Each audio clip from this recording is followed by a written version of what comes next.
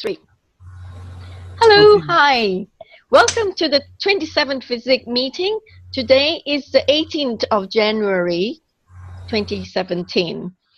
And we have here a whole congregation of free energy special interest group enthusiasts here awaiting to have the meeting started. And so here we are, and I would like to share screen now so we can see FESIG site properly. So share screen. Okay, here you are. Welcome to the Free Energy Special Interest Group, and today is the 18th of January. We have our FESIG 27th meeting, and FESIG, for those who are new, is the special interest group for free energy development, and well, we are seeking it. Okay, so we have our objectives then. Our website is truevisionofpeace.com/FESIG.html. Go to our website and read all about our mission statement, and it is an open platform for free energy, plasma technologies, or other technologies. It doesn't matter. If you are an enthusiast in free energy pursuits, you're most welcome to come here to this platform to present your ideas and share your knowledge, because FESIG here is a platform that is open for all that is in pursuit of free energy technology to free humanity. Okay, so it's an open-minded futurist freedom seekers club in a way. It is, and we do not stand for or against any particular science or theory or spiritual belief, and we are open to all teachings, impartial. Right now, whoever is not speaking right now, would you please mute yourself so that there's no interferences here? So here we are, and we are all in FESIG, ready now to welcome our special guest today. Before we do that, I just have to go through the agenda. Okay, so here we have a quick presentation of FESIG, which I've just done, and new members here will go around the table introducing yourselves. Whoever's not speaking here, please mute yourself. I can't do on the control panel. Yeah, I can actually. I can do. Yeah, okay, because there is a lot of noise here. Mute. Okay, all are muted now, so I can speak without any interferences. So here we have the a quick presentation of FESIG, which I've done just now, and then we have the new members here. We have quite a number of new members on the panel, and a report of FESIG's last meeting, which I'll do in a moment. Etienne was the speaker of the last meeting, and he's here as well to follow up with whoever has got any questions for him. We will do so after Kevin has given his presentation, and then I'll be introducing Kevin. Kevin is the inventor of the mechanical alternating gyroscopic induction compression system, and we'll go into that in a minute. I'll just go through the whole of the items in the agenda that we have to do today. And Tom, if Tom is here, Tom, are you here? So Tom will be doing his update, and Fres, our head scientist, will be also filling in the details of what he's progressing, his updates as well, and Etienne following up. And then once we finish all that, we'll adjourn to the next meeting on the 1st of February. It's like once a fortnight, and it's on the first Wednesday as well as the third Wednesdays of the month. So here we are, and we are going to move on now to Kevin. Okay, so I'm going to introduce Kevin. So you can get in touch with me through Crystal at truevisionofpeace.com, as shown on the screen here. I'm the founder of FESIG, and we have the executive council team members on the site, which I will be showing you in a moment. Yeah. So here, this is FESIG site, right? If you go to FESIG site, you'll be able to see everything, and you'll be updated with what we are up to and the speakers who had been to FESIG. truevisionofpeace.com/FESIG.html, right? So if we scroll down, you'll be able to see our objectives, our mission statement. And here we are. This is Kevin for the 26th FESIG meeting. We proudly present Kevin Hay, who's the inventor of the mechanical alternating gyroscopic induction compression system, patent search the free source United States MAGIC filed on January the 10th, 2016. He's the operation manager of Vancouver Island Ormus. He's an expert in cannabis horticulture. He's a master of inductive separation of noble metals, toroidal induction, electromagnetic induction mechanics, knowledgeable on Ormus, monoatomic gold, environmental issues, renewable energy, induction mechanics, toroidal induction, gravitational, electromagnetic, electrogravitational, cellular biomechanics, kinetics, inertia compression, natural healing, and mineral extraction. So when I asked Kevin what he'll be talking about, he said, at any rate, I seem to have gained an advantage here through some unique ability to increase or augment my inductive cerebral oscillatory capacity. I've been shown these reactions on the Russian Rife technology device that scanned my entire body using a laser scalar interferometric system that attaches to any laptop. Wow, superb. These functions are responsible for our current perceptions of this physical reality. It may touch into some well-known and some relatively unknown areas of technical science, some of which have been thrown into the realm of metaphysics through a flawed understanding of electromagnetic functions. So I have also posted on the invitation letter to all of you to join this meeting to recommend that you read up on Kevin's papers to know how special this wide-ranging knowledge that he's bringing forth is about. And here you are. Welcome, everyone. And okay, so, and then it will follow up that Kevin will take the first hour, and the second hour we have our regular head scientist Fresh coming in. Mike Nashif might join us as well if he's not here yet, and Tom and Etienne is here as well. So you will then take the talking stick from them and do whatever you need to do. And oh, we have Andrew Betty here as well. I think he said he would love to attend this meeting because of what Kevin is going to bring forth. So there you are. It's wonderful. Okay, so now if you scroll down the website, you will see meeting etiquette rules every professional should know. And then you will see Etienne's presentation in the report for the 26th FESIG meeting. So reports there. So I won't go into the details. Etienne is our physics protector, and he's being taken into the executive council for FESIG. He's a very, very special being here on this planet at this point of time, from Orion, and he's the first commander of Orion. And here we are. We have got so many special people here in FESIG, and Andrew Betty was doing the 25th FESIG meeting talk, and so on and so forth. So just scroll right through, and you'll be able to see. You'll be able to catch up with the rest of it here as well. It's all listed in the links here, and then you can then see the past teachers, and you can see us here, the executive council members. Okay, and you can see Etienne there as well, just newly installed as one of the executive council here. Members, and here you see the video links. Okay, when you scroll down, you see the video links. So anybody who missed up on the last meetings will be able to catch up with it. So and if you scroll right down to the bottom, you'll be able to see we can help you with workshops, seminars, and program schedule. I'll be adding more. Okay, whoever wants to do any workshop, just give me the synopsis and the contents, and let's discuss how we can do this together so people can then learn more in detail. Right, so I'm going to stop screen share now, and I'm going to pass the talking stick to Kevin. So here we are. Hi, David. Hi, everyone. Before I pass the microphone to Kevin, I just want to see whether there's any newbies here. There are a couple, and I've just had the pleasure to talk with, to speak with Tim. And Tim actually has followed Kevin to this meeting because Tim has been doing the stuff that Kevin was doing, helping him out with the Ormus. Yeah.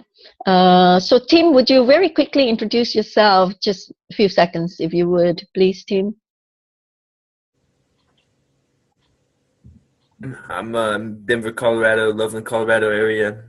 I've been taking Vancouver Island Ormus for about a little over a year, and it's greatly increased the capacitance of my bliss state, my memory, my ability to stay focused and do all kinds of different things. So I'm very grateful for Kevin and his work and his understanding. So so much gratitude, and can't wait to work some more with you here in the near future.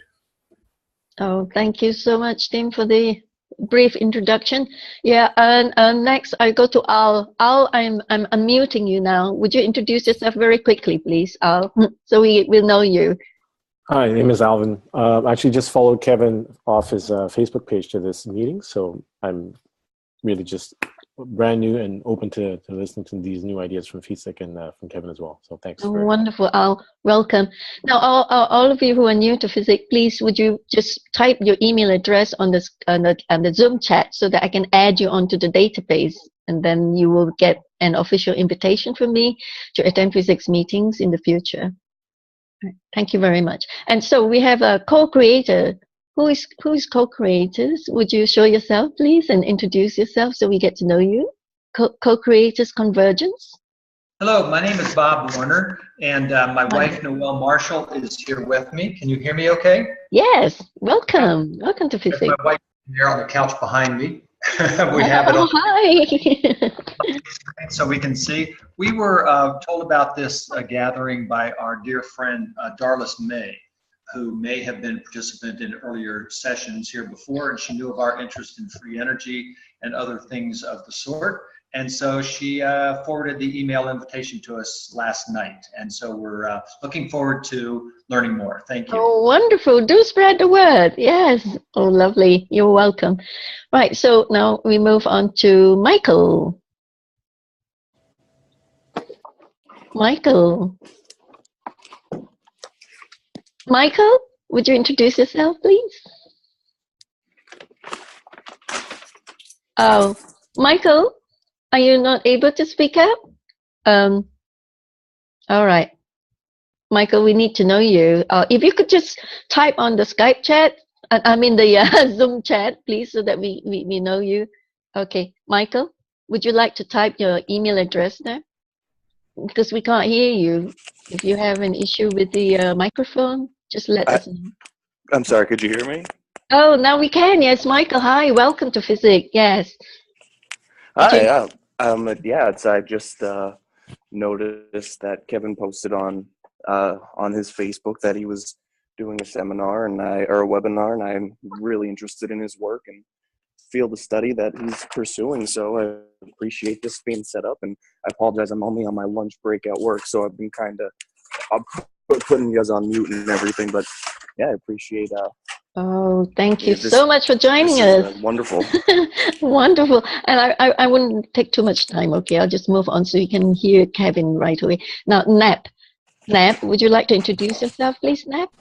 Yes, Crystal. I've been following. Oh yeah, you've been following FESIG, for a while. Yeah. We had you in the summer. Yeah, and I unfortunately just haven't been able to attend it, but I wanted to try to get on board as fast as if I could. So I'm just trying to get on board at this point.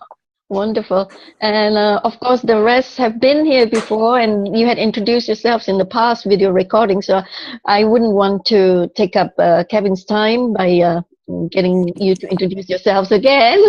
So, all right, now we are going to pass the microphone over to Kevin. Kevin, come on board and spill the beans.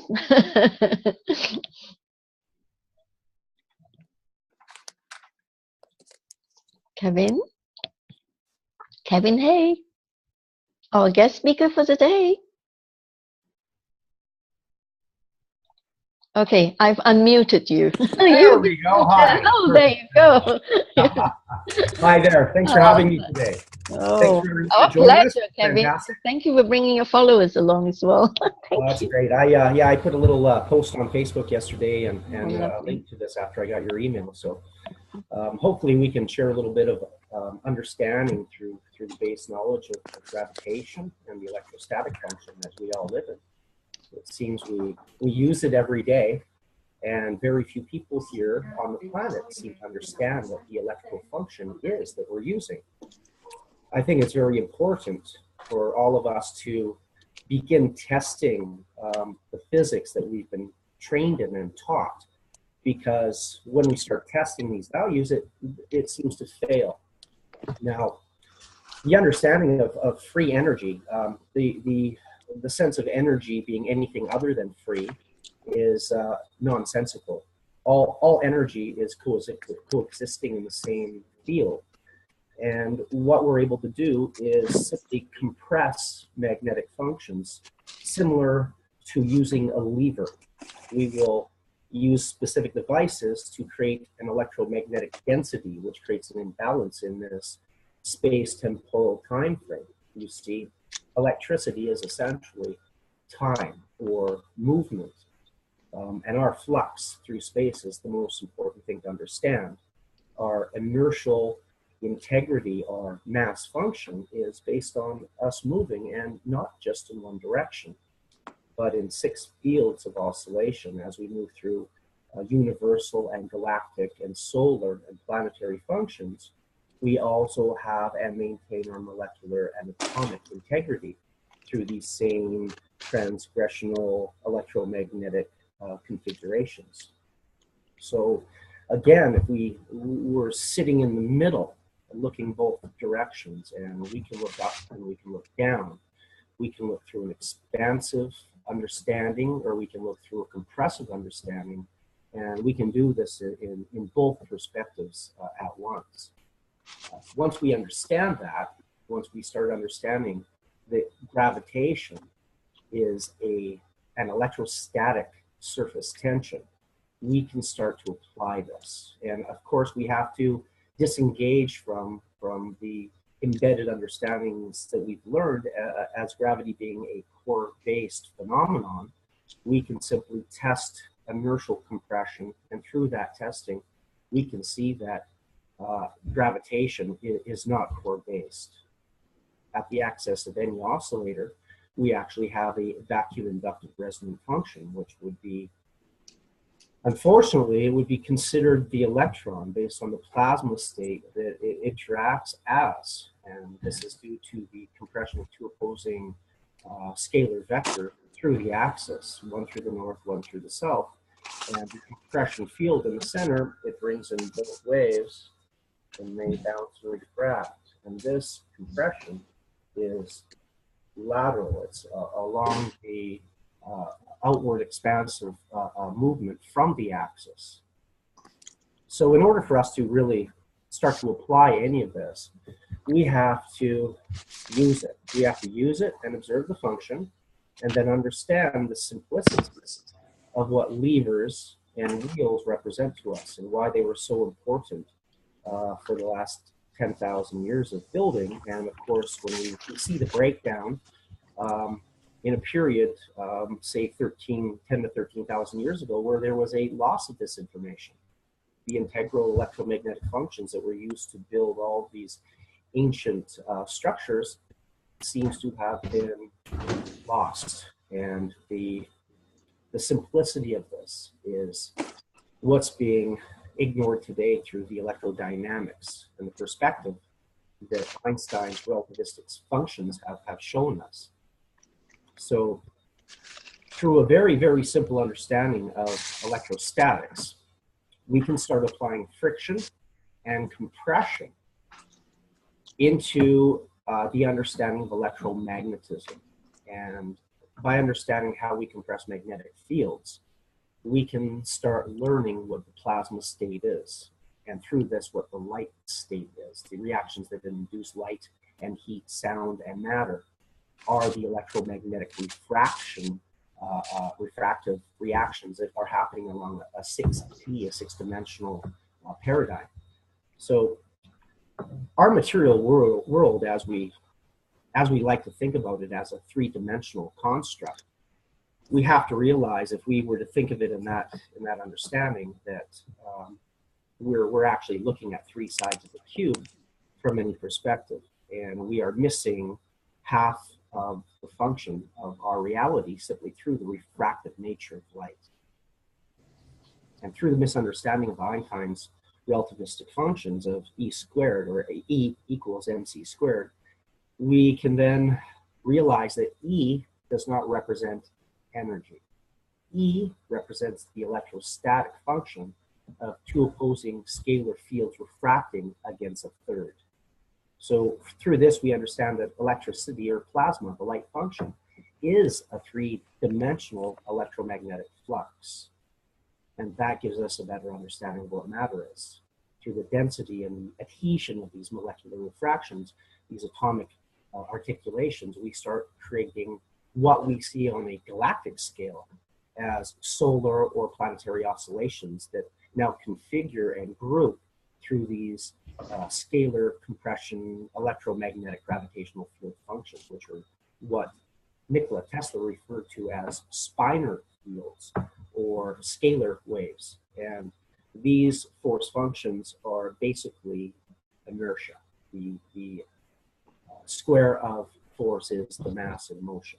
And again, moving in more than one direction allows us the gyroscopic compression of all the existing larger field functions now reciprocating into a smaller force. And this is where atomic physics comes in, because once we break these molecular adhesions on the atomic level, we can actually tap the galactic, the solar functions all the way down the line. We can tap it by creating a vacuum flux, which draws the higher wave function into the function that we remove through scalar coupling, which is an electrogravitational or electromagnetic function. And this we can store. Storing a scalar function, it's like storing inertia. We can store inertia as well, and that's what a wheel is. And this is why the wheel is so important. We can take movement and store it in reciprocation. And the same way that our planet is moving, we can simply draw from that planetary movement through these very, very simple inertial-based vacuum mechanical devices that several hundred people have developed. I found over 400 scientists through Patrick Kelly's compilation, the PJK Free Energy book. Now that book has been a wonderful help for me, allowing me to just review and then overlay specific diagrams and schematics and designs by the hundreds over each other. And that allowed me to see that many of these devices are all using the same inertial functions, they're just happening in different ways. And this is true also for bitoroidal induction systems, where the reciprocation of one magnetic field creates a distortion in the existing gravitational flux. And this disturbs it, this distorts it by creating a bubble. When we create a magnetic bubble within another magnetic bubble, we expand it, and when the inside bubble collapses, what's left around the outside is the same primary field. And this is very important to understand. By creating an electromagnetic flux inside of an electromagnetic field, this entire outside perimeter becomes the same opposing polarity, which means it doesn't just collapse, it needs to invert. And then it collapses with acceleration. And this is where the construct of the relative functions of inertia come into play with the electromagnetic functions, the reactions. The increase in force is based by the splitting and inversion and acceleration of an existing wave. And we can do this with one wave because we end up splitting the wave and then bringing it back into itself, where these two opposing wave functions turn around and compress against itself as the third function. And through this, we see a three-dimensional reaction as an electrostatic field.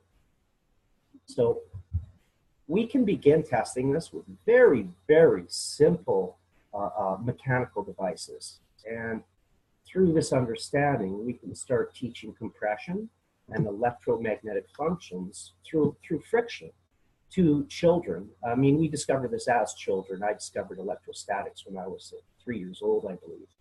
And I was just thrilled by it.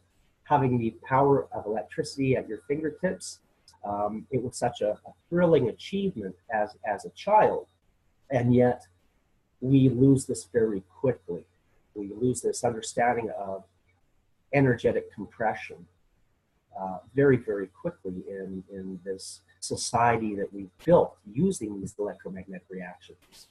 It's become such a distortion of reality that we are not paying attention to what's around us and learning and understanding these forces that we exist in. And when we do this, we can learn to exist in a healthy, energetic, and very exciting platform. And when we fail to do this, we become diseased. Our minds become sick, our bodies become sick, and we exist in a very, very small shell of what our true potential is here. Now, I can babble on and on, but it'd be nice to hear some questions specifically from some people that have some interest in the electromagnetic reactions so that I can sort of table this discussion in a specific area. I'm sure, Kevin, I have a couple of questions here for you to get it into the context of what the FESIG people are actually looking for. And you have written some fascinating facts here that I think we would like to look at and explore. That is, you were saying that, hang on, let me just get to the point of where you have written. You were talking about scalar energy, and we believe that the things that we're doing from the knowledge seekers group from the Cash Foundation is we were experimenting with plasma energy, and that is some people were saying that it's scalar energy. I mean, we had Patty Brassard with us and said that's scalar energy, and that is not good because they're going to tap on your consciousness and they're going to control you. So could you speak about the scalar energy in Ormus? Yeah, I've heard a lot of what Patty Brassard has said, and I don't agree with her. Her electromagnetic understanding is shallow. She does not understand how to induce these functions. A scalar field is a magnetic wave. This is what a back EMF of any electromagnetic reaction is a scalar function, and this is inertia. So the fact is that our planet moving through space is a scalar function. The inertial compression field that we're able to tap through movement, these are what represent scalar functions. The scalar field is actually our planetary electrogravitational field. This is what we're tapping. We're tapping the back EMF of our planet, splitting and inducing another wavefront as it moves through it. You see, when our planet moves through an existing gravitational field that's carrying us, we're splitting that wavefront with our own electromagnetic oscillatory function. You see, our planet, when it spins, generates compression at the axis and vacuum induces at each pole. These reactions, these singular force functions, are what we refer to as a scalar function. When we take a magnetic scalar function, a spin or torsion reaction, and we slam it into another opposing scalar torsion spin or inertial reaction, these fields refract, but they don't refract off of emptiness. You see, they both travel through another existing higher functioning field. We have a torsion field within a torsion field within a torsion field. And when these compression fields refract, what they do is they push the other higher level field out of the way. This is very similar to being in water. When we clap our hands underwater, we're actually pushing the water out of the way. And when we pull our hands apart, we are now vacuum inducing the water back into the place it used to be. However, when we do this with an electromagnetic field, we create two similar poles. So this field doesn't compress with the same energetic function that it took to repel it, you see. because when this field inverts, it is then attracted to itself and accelerates. So the compression is now an acceleration of opposing torsion functions.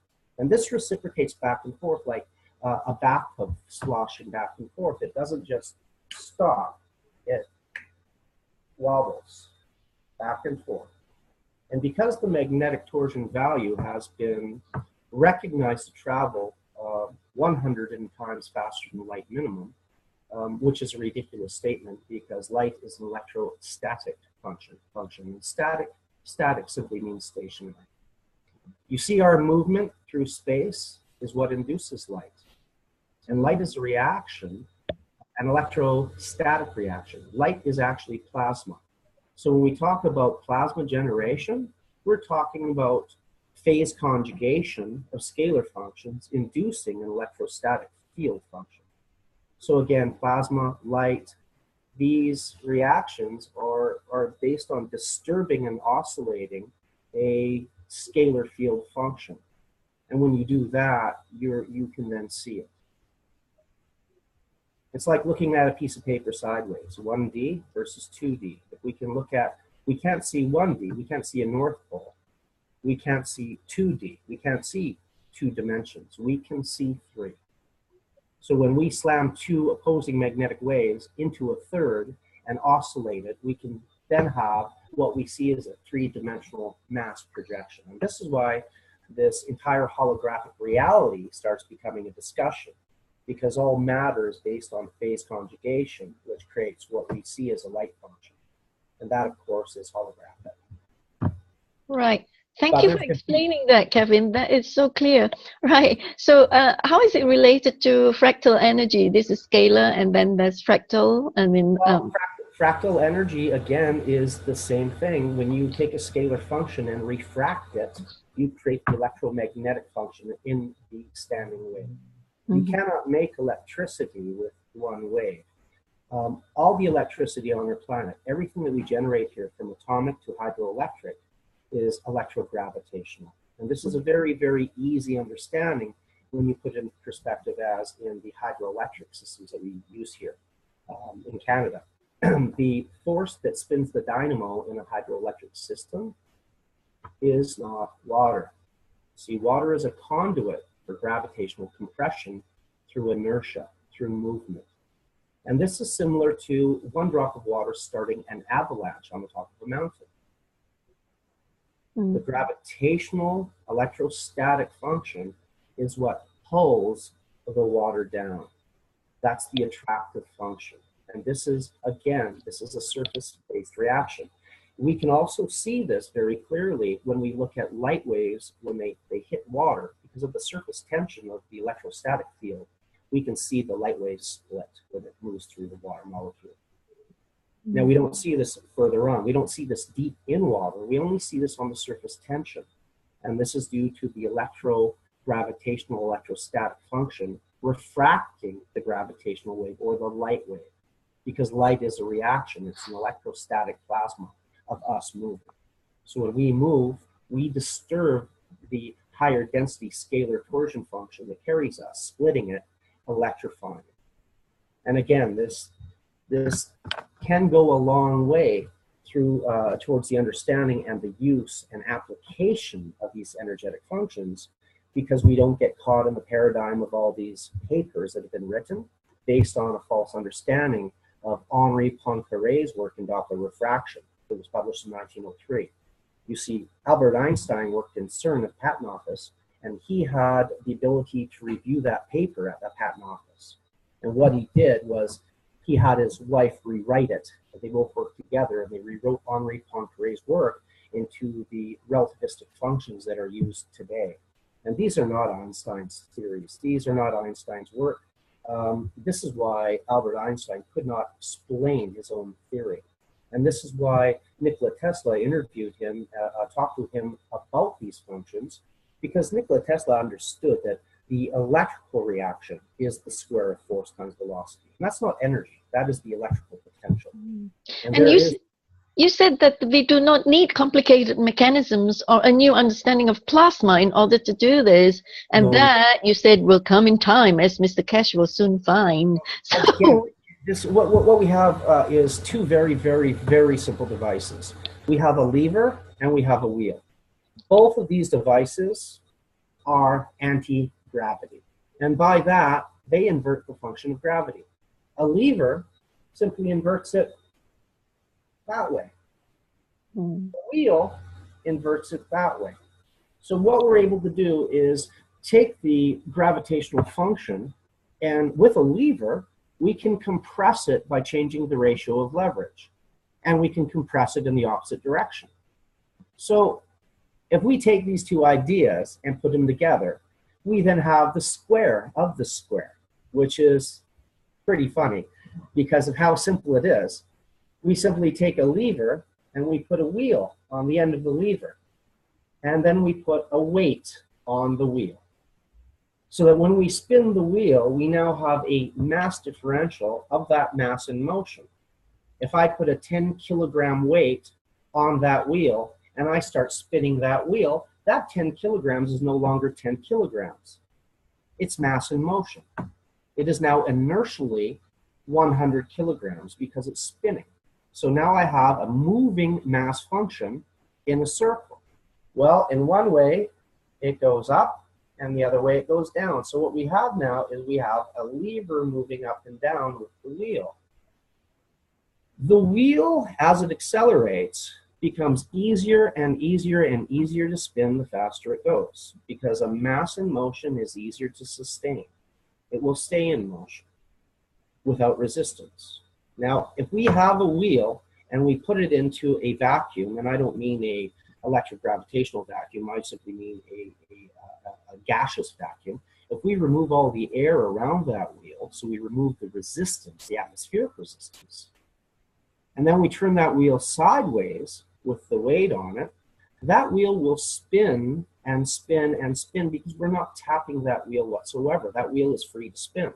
What we're going to do is we're going to tap the secondary leverage compression of that wheel in motion. And I call that system magic because it's actually a mechanical alternating gyroscopic inertial compressor. I don't call it an induction compressor because the reaction itself of compressing gravity is an inductive process. But the inertial reaction of that mass in motion allows you to utilize the up and down motion of that mass, and the faster you spin the wheel, the heavier the gravitational compression field of the inertial reaction becomes. So in essence, by moving mass, you create gravitational compression. If we put that moving mass in a circle and put that on a lever, we can then utilize that mass compression at whatever ratio we want. So let's just look at this mathematically. And I did put on my, I'm not going to switch to my screen right now, but I put some diagrams in there. I'll go to those later, showing several different ways to do this mechanically, and then how this works electromagnetically as well. Because the same function works between two opposing coils. When you have a spin field moving through one coil, it actually displaces the electrogravitational, the electrostatic function around it. So it displaces it, and when the field of gravity collapses back in, it actually induces the opposing coil as well. So these coils can play ping pong back and forth with each other. They can work like a pendulum, bouncing the back EMF, the magnetic wave that's induced from an electromagnetic reaction. They can reuse that back EMF and share it this way. Bing, bing, bing, bing, bing, bing, bing, bing. So instead of it being repelled and dissipated out of the system, which our electromagnetic systems are doing today, we can internalize the scalar function that Patty calls dangerous, which is what our brains induce at 7.83 hertz, the same as our planet's longitudinal wave. These reactions are scalar fields. These magnetic oscillatory reactions are called a scalar function. They're magnetic. Once we understand that our brain, with its dual hemispheres, its dual oscillating hemispheres, and our planet's electrostatic function works very similar, we can take these understandings, we can apply them to astrophysical gyrations, orbital orbital systems of galaxies and planetary systems, and we can take those gyroscopic functions, and by creating an internal gyroscopic vacuum, we can draw the higher waveform of the larger oscillation into the smaller. And then realistically, when we tap our planet, I've heard the fear-based descriptions before. If we tap our planet, we're going to slow our planet down.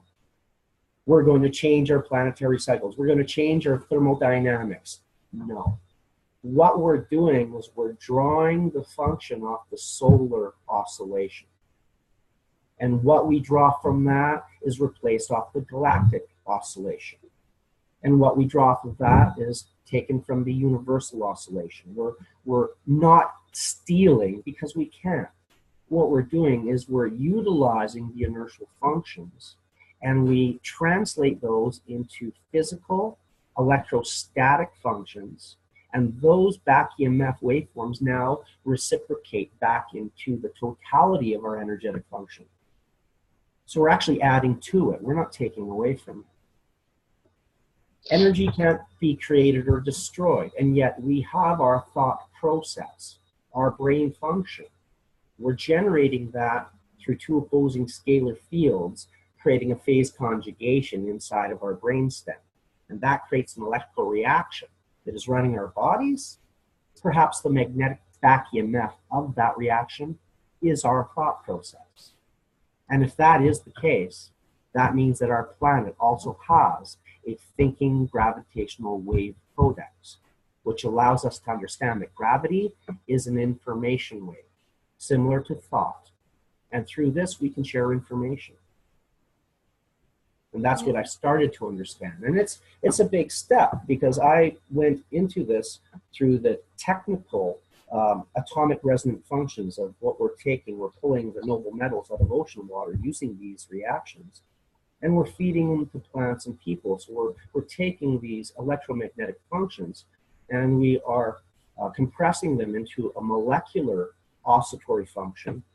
And then inside of our bodies, we're converting that into an atomic torsion compression, and we're pushing that torsion compression from atomic noble metals, which are electrical inductive elements, into our cells. And because our cells have non-permeable membranes inside of them, the transfer process is actually a magnetic scalar flux. It's a compression wave. We can look at the adenosine triphosphate molecule inside of our bodies, and we can observe that as a bitoroidal or even a tritoroidal cyclic process. And this provides the energetic functions inside of our bodies. Our mitochondria is actually the power plant of our cells. And this is being fed by the adenosine triphosphate reaction, which is essentially a coupling that occurs through atomic magnetic functions that we gain through these noble metals in our food. And then our brain waves are separating the chloride-based bonds of these metallic chlorides in our blood. And this is why our blood tastes metallic and salty, because it's full of these bonded noble metals. So when our brain function separates, electromagnetically separates the noble metals from our bloodstream, these high oscillatory inductive materials allow for the transmission of polar field functions inside of our cells. And these polar functions allow the adenosine triphosphate molecule, when it's decoupled inside of the mitochondria, to re-invert, flip, and recouple. And then it's absorbed back into the mitochondria. When the mitochondria absorbs the adenosine diphosphate, not the coupled triphosphate, it is then attempting to take the opposite polar charge from that molecule. So when that occurs, that cell ruptures, it explodes, it actually becomes a cancer cell, because it is no longer being fed the correct electromagnetic charge from the molecular coupling. It is now taking the opposing field, which is again explosive now. So now we have a change of a cell from moving from an inductive electromagnetic function into a conductive explosive function. And when this occurs, the cell blows up. And this is what we've come to understand as a cancer function. Mm. So this is my understanding of cancer, and we've been applying these materials, not just in agriculture, medical agriculture, for horticulture, but we've been applying this for all types of epidemiological diseases, skin cancer, oral cancers, all types of disease. And these materials accelerate the reactions in the cells to accelerate healing. So as time goes on, it has been difficult battling the misinformation that's been created and the religious stereotyping that's involved in the monoatomic elements, specifically through David Hudson's work, because he's a very religious man and he has become adhered to certain pretexts of these materials in the ancient texts. I decided to apply electromagnetic physics to these materials in order to understand the functions occurring in these noble metals, specifically gold. And through these understandings, I actually found far, far more relative information than I could have possibly hoped for. Basically, the molecular structure of gold is very similar to the Kether diagram, which they discussed in the Kabbalah. The functions in sacred geometry represent a bitoroidal circuit that I've actually shown replicates what Nikola Tesla patented as an LC shuttle circuit. So I've been able to take these natural spherical inertial movements that create electromagnetic functions through friction. And I've been able to sort of take a planetary model of an ionic electrification system into an atomic spectra, where we're dealing with a noble metal atom in the same methodology that we would look at a planetary system. And through these interactions, I could see how different materials like iron, it's interesting, iron isn't actually attracted to a magnetic function. Iron refracts the wave backwards. So the magnet is actually being attracted to its opposing spinor flux as it rebounds. So iron is a refractor. The noble metals are an inductor, so that when a wave hits it, it splits. So when the wave splits, it of course can't go back together again. It doesn't just collapse, it inverts and then slams together. So understanding gold and silver, copper, ruthenium, platinum group elements was very, very important in understanding how the waveform interacts with these elements, how the molecular structure of these materials acts as an atomic circuit, almost like a bitoroidal circuit. Mm. So specific elements move together in a way where they become electrified and then couple in specific patterns. So the fundamentals of what's known as monoatomic elements, and again, the term alone, monoatomic, is a redundancy, it's rhetorical. Atomic is atomic. Monoatomic is simply a repetition of an atomically separated inductive element. And that's how I refer to these materials now, as inductively separated atomic noble metals. Right. So our DNA is actually built from these materials. So our bodies acidically decouple them from our gastrointestinal system, and we draw these materials out of our food through a natural process. However, our food today is being controlled by agrochemical companies, and we don't have a lot of these natural noble metals in our food anymore.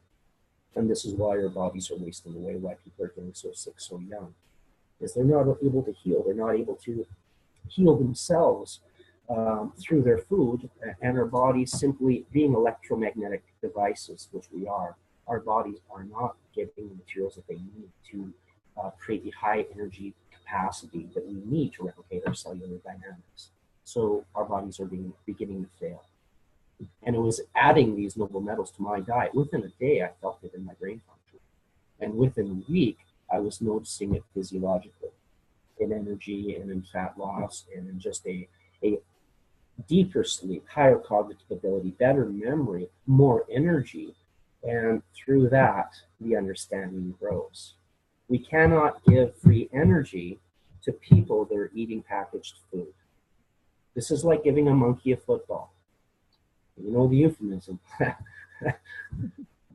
So it's unfortunate. We have to start at the basics here, and this is fixing our nutrition and getting people healthy, getting our cognitive functions back up so that we're able to take our understandings to the next level. Because what I'm discussing electromagnetically, this is not complicated stuff.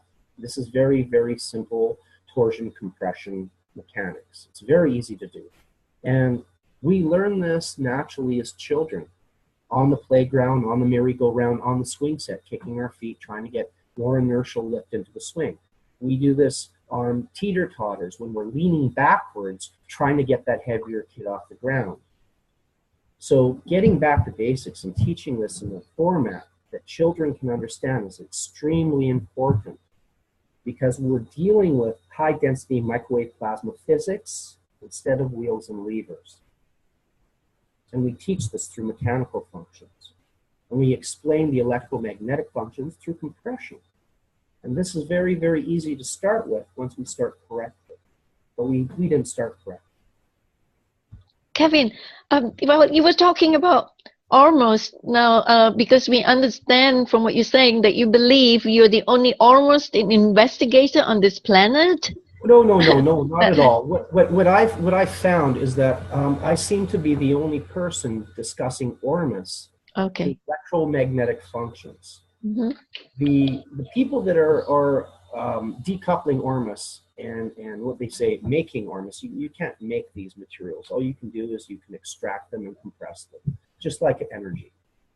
The people that are discussing these materials are doing so in a metaphysical way. The method that they're using to discuss this is not based on any accrued physics or any mechanical functions that people can really understand today, that they can understand and put in perspective. And I believe that this is incredibly important, that we start taking the physicization, however you would say that, the metaphysical attributes, and start understanding that these are scalar magnetic torsion functions based on us moving through space. These are not complicated understandings once you realize that you're on a bus and the bus is moving.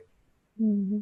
So once we take that step, we can learn how to tap the inertia of everything around us, and through that understanding, we start to realize what electricity is. We start to realize how this is just a phase conjugation and a refraction of two opposing fields. So when you say fractal energy, I say piezo. Crystal electrodynamics. This is, again, a 100-year-old radio set that Nikola Tesla patented. We can make electricity with crystals. This is due to splitting and refracting a magnetic wave. Let's see, the crystals, the molecular structure of crystals works very similar to a molecular structure of gold, except the crystal allows for a capacity to form an internal capacity. Because if you compress a crystal, it electrifies. So there's an internal capacity stored inside the molecular structure of this crystal. And this is through the oscillation and refraction of all these opposing magnetic fields inside of these refractive structures, these refractive molecular diagrams or compositions. So for us to understand the simplicity of electricity is for us to understand the simplicity of electrostatic functions of gravity, of rubbing a balloon on your head and sticking it to a wall. This is where we begin this very, very simple electrostatic force functions. And by testing it, we can very easily see that it is surface-based. And by understanding oscillation, we need to address cavitation. Because cavitation is compression, but it's not compression to the core. It's compression outwards from the spinning axis. And this is very easy to test, very easy to prove through relative physics. However, for some reason, this is not being applied to planetary models. And that is where the discrepancy lies here. This is where the facade begins, because once we understand what our planet is, and we understand that what we are here, we start gaining control over ourselves, over our own minds, over our own electromagnetic potential, over our own reality, and over time-space. Because understanding electricity is understanding the fundamentals of time. Time is based on movement. Movement induces electromagnetic functions. So these things are tied together in a way that are physical and can be observed and can be utilized. We can apply this. We can apply it now. So rather than get into a philosophical debate, like it seems that most physicists get into now, we become these paper physicists following theory after theory after theory and ignoring function. What we can do is start applying this, applying the functions, and then utilizing, instead of just glorifying in the function, look at me, I produced over unity. I say, what are you using it for? Because we already have electricity. What are you applying these functions to gain value from? This is the next step. We don't just turn the TV on and watch football because we have free energy. We utilize this in production aspects. And my background is cannabis horticulture. So with the medical investigations currently underway here in Canada, which I have not even taken part in. I've been healing people from cancer for over 25 years, and I've done it without asking for permission because the reaction necessitated it. The reaction itself forced me to continue because it could not be denied. Right. If we want to take this into a scientific investigation, we have 20 years of discussion and comparative theory, while the physical observable reactions are not applied and used to help people. And this is where the step has to be taken. So taking these noble metals, I applied them into cannabis horticulture. The results were phenomenal. They were phenomenal. The increased rate in horticulture, it's observable within a day or two.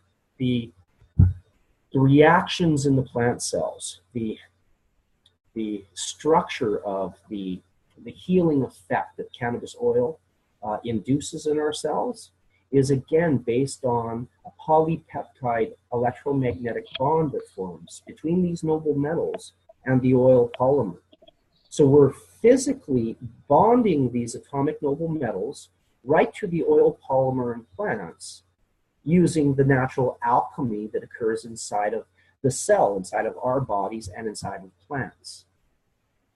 So by utilizing and the plants acidifying these materials and absorbing them, they're now accelerating the cellular reactions, and the plant oils, the compounds that are being produced inside of the plant that allow the bonding of these noble metals to occur. The plant oils, this is why cannabis oil cures cancer, is the atomic noble metals are bonded to these oil polymers. And in the same way that they're bonded to seawater, in that state, they are water soluble in seawater. Once we electrify and separate these materials, they are no longer water soluble. The same thing occurs in the oil. We can actually bond these materials to the oil, and right to the oil polymer, these now become an absorbable material through our blood skin barrier.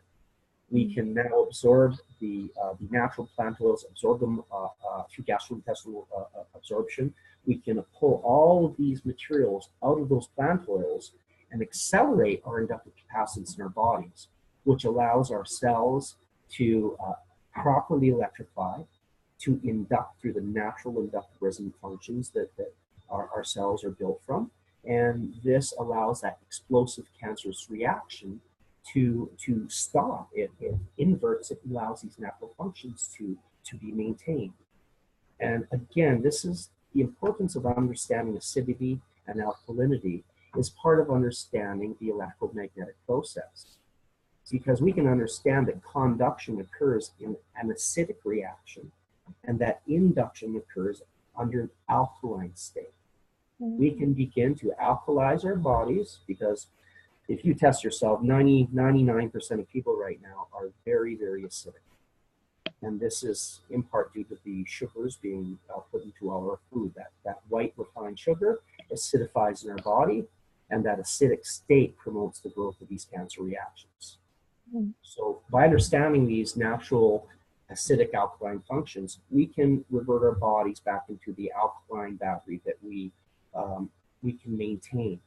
And in that state, we're not going to become cancerous beings. We're not going to become explosive carriers, because our bodies are naturally regenerating and maintaining a highly electrical inductive rate.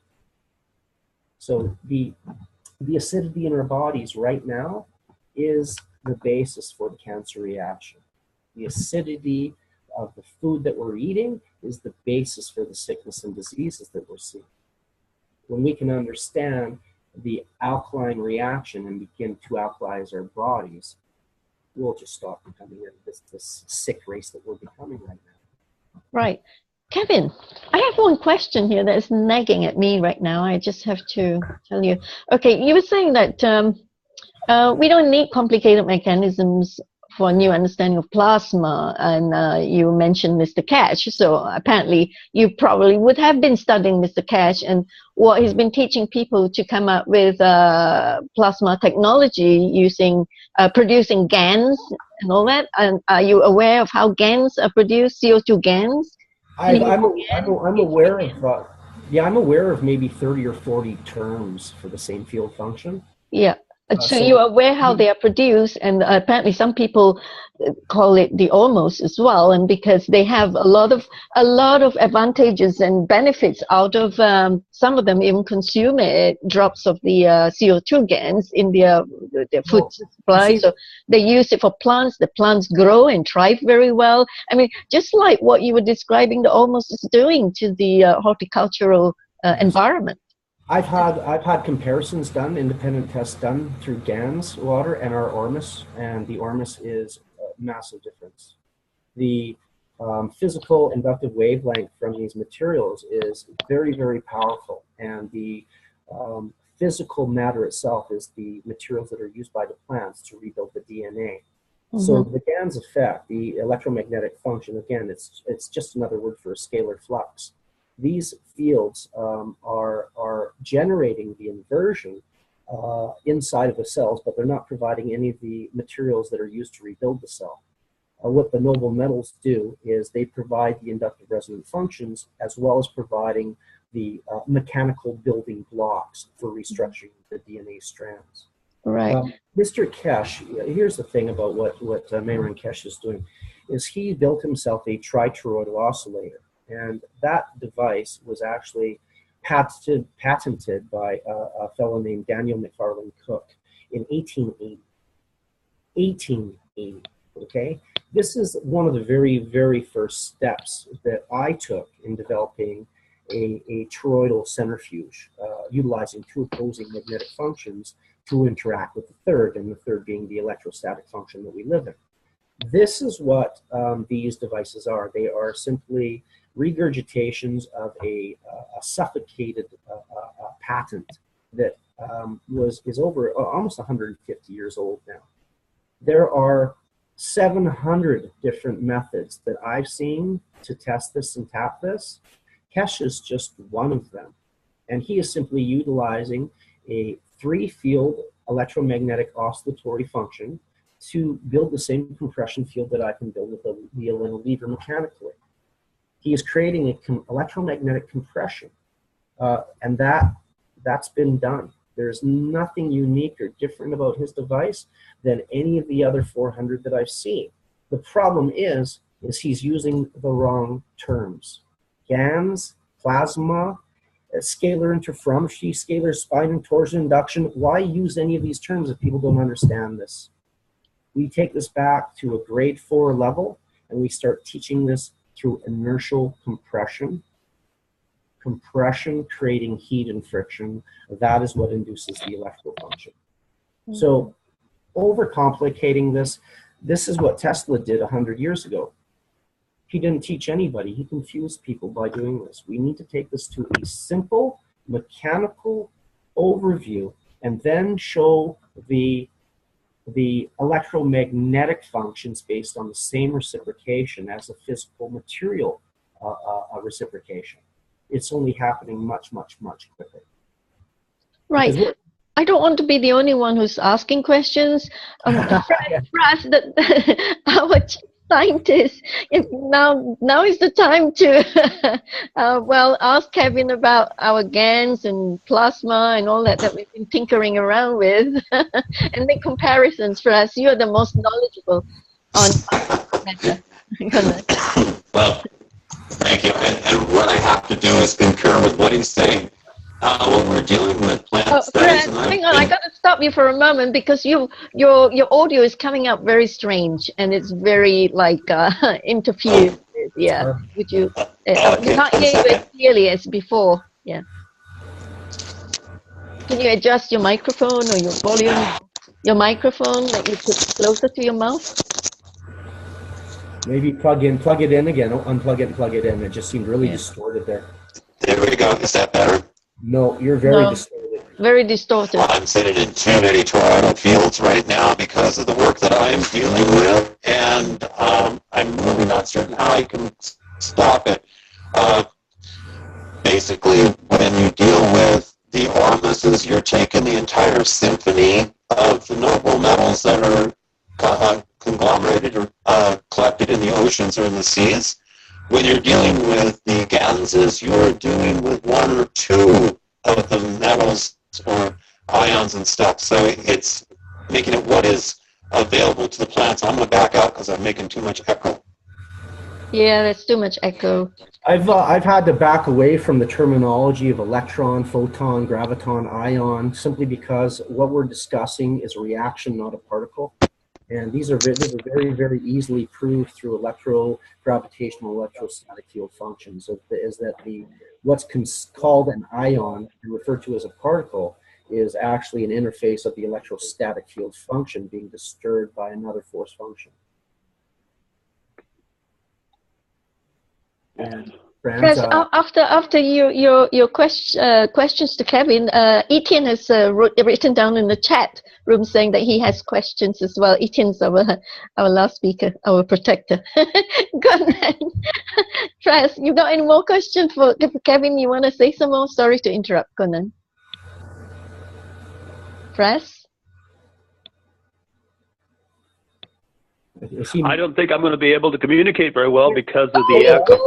You sound better now. Gee. Is that better? Yes, a lot better. Go on then. Yeah. Okay, I was going to say, I keep moving fields around and I keep running into it. The more that I work with this stuff, the more interference I have with the electronics. I've seen with some of the people I've worked with, they've actually destroyed about 5 or 6 iPhones in around these devices that are producing this wave of energy around it. This field. Yeah, the circuit board will induct from that wavelength. It will actually induct in the circuit board. Yeah, I've got one we're in construction. We have nothing attached to it yet, and we were doing a documentary of the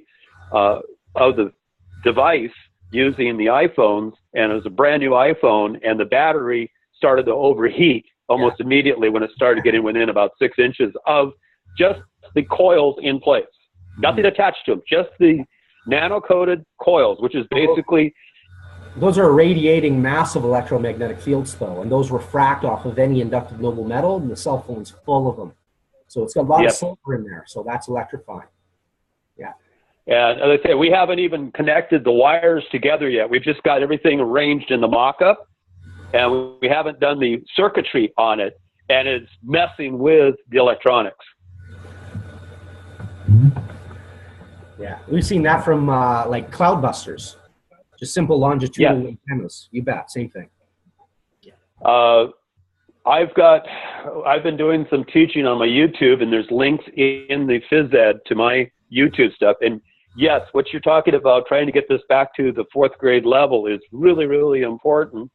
Unfortunately, and even with my explanations, I have a tendency to overcomplicate it also.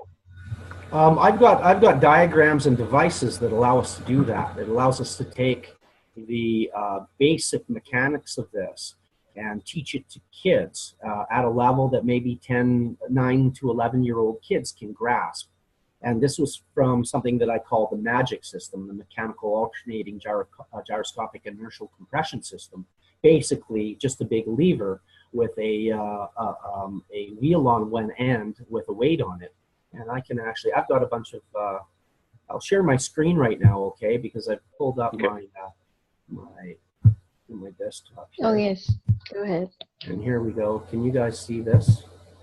Oh, that's not it. Yes, we can. This is the one here. Can you see this one here? Sorry, I'm overlapping too many. All right. This is the one that I brought up. Now, the MAGIC system is very, very, very simple. Find it here. There it is right here. You can see how what we do is we just put a wheel here. Now this wheel isn't impeded. The first one that I built, I put a small little motor here, a 1/10 of an amp motor. And the compression on this end was and more than enough to run a 78 amp alternator. But it was so powerful that it actually broke the frame. We had a steel bracket in here and it was a wood frame, and it actually started to split the system. I think maybe I had maybe 3.5 pounds put on the weight. I actually put a video on YouTube of just a couple little tests of it. However, once this wheel starts going, there is nothing to slow it down. It's not being used for work at all. So this is allowed to accelerate and maintain acceleration, and the leverage compression is now forced into a secondary rotation. The faster that this wheel goes, the more compression it makes. So this makes a very, very, very simple way for anybody to begin to test how to compress a drive function into a motor. And of course, you put a generator here on the second one, and then just kick off a 12 volt. You can run this on a battery, or you can run this, you can build this into a system where it is self-rotating. You can put magnets into it so that we have find it. One that I put down here. Oh, I might have missed it. Again, once you start testing this, you can start putting into several different designs. Now, this here is an overlay pretty much of the water and how an induction coil system works. You electrify the center coil here. These two coils become induced due to the wavelength of the gravitational collapse. Once this one's electrified, it expands. The wave expands around this. So when this coil is collapsed, the magnetic wave collapses through all three of these. This electrifies these outside coils. The electrification of these outside coils actually induces electrification of the inside coil, which induces a phase resonant function similar to how a water molecule couples together and stores energy in an infinity loop, like so. So if we take this very simple idea and let's try to make a mechanical device, we simply have a pendulum that now spins, and as it spins, it goes back and forth. Well, this pendulum, of course, can speed to thousands and thousands of RPM, and the compression of this mass will be based on the speed of its movement, its velocity, times the mass, and of course, whatever the ratio of the leverage is.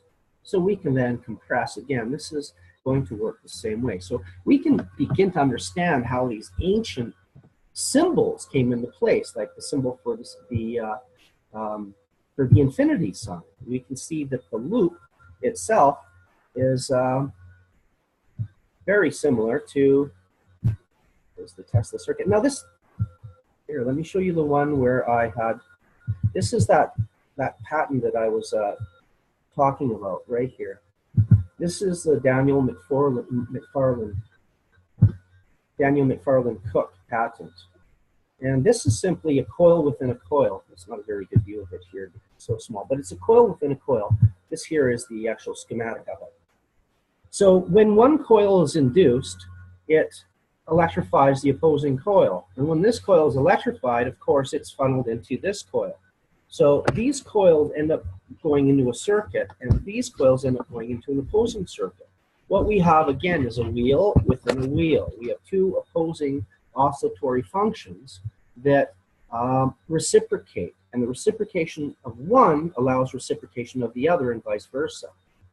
And this is basically the structure of how all the systems that we use today work.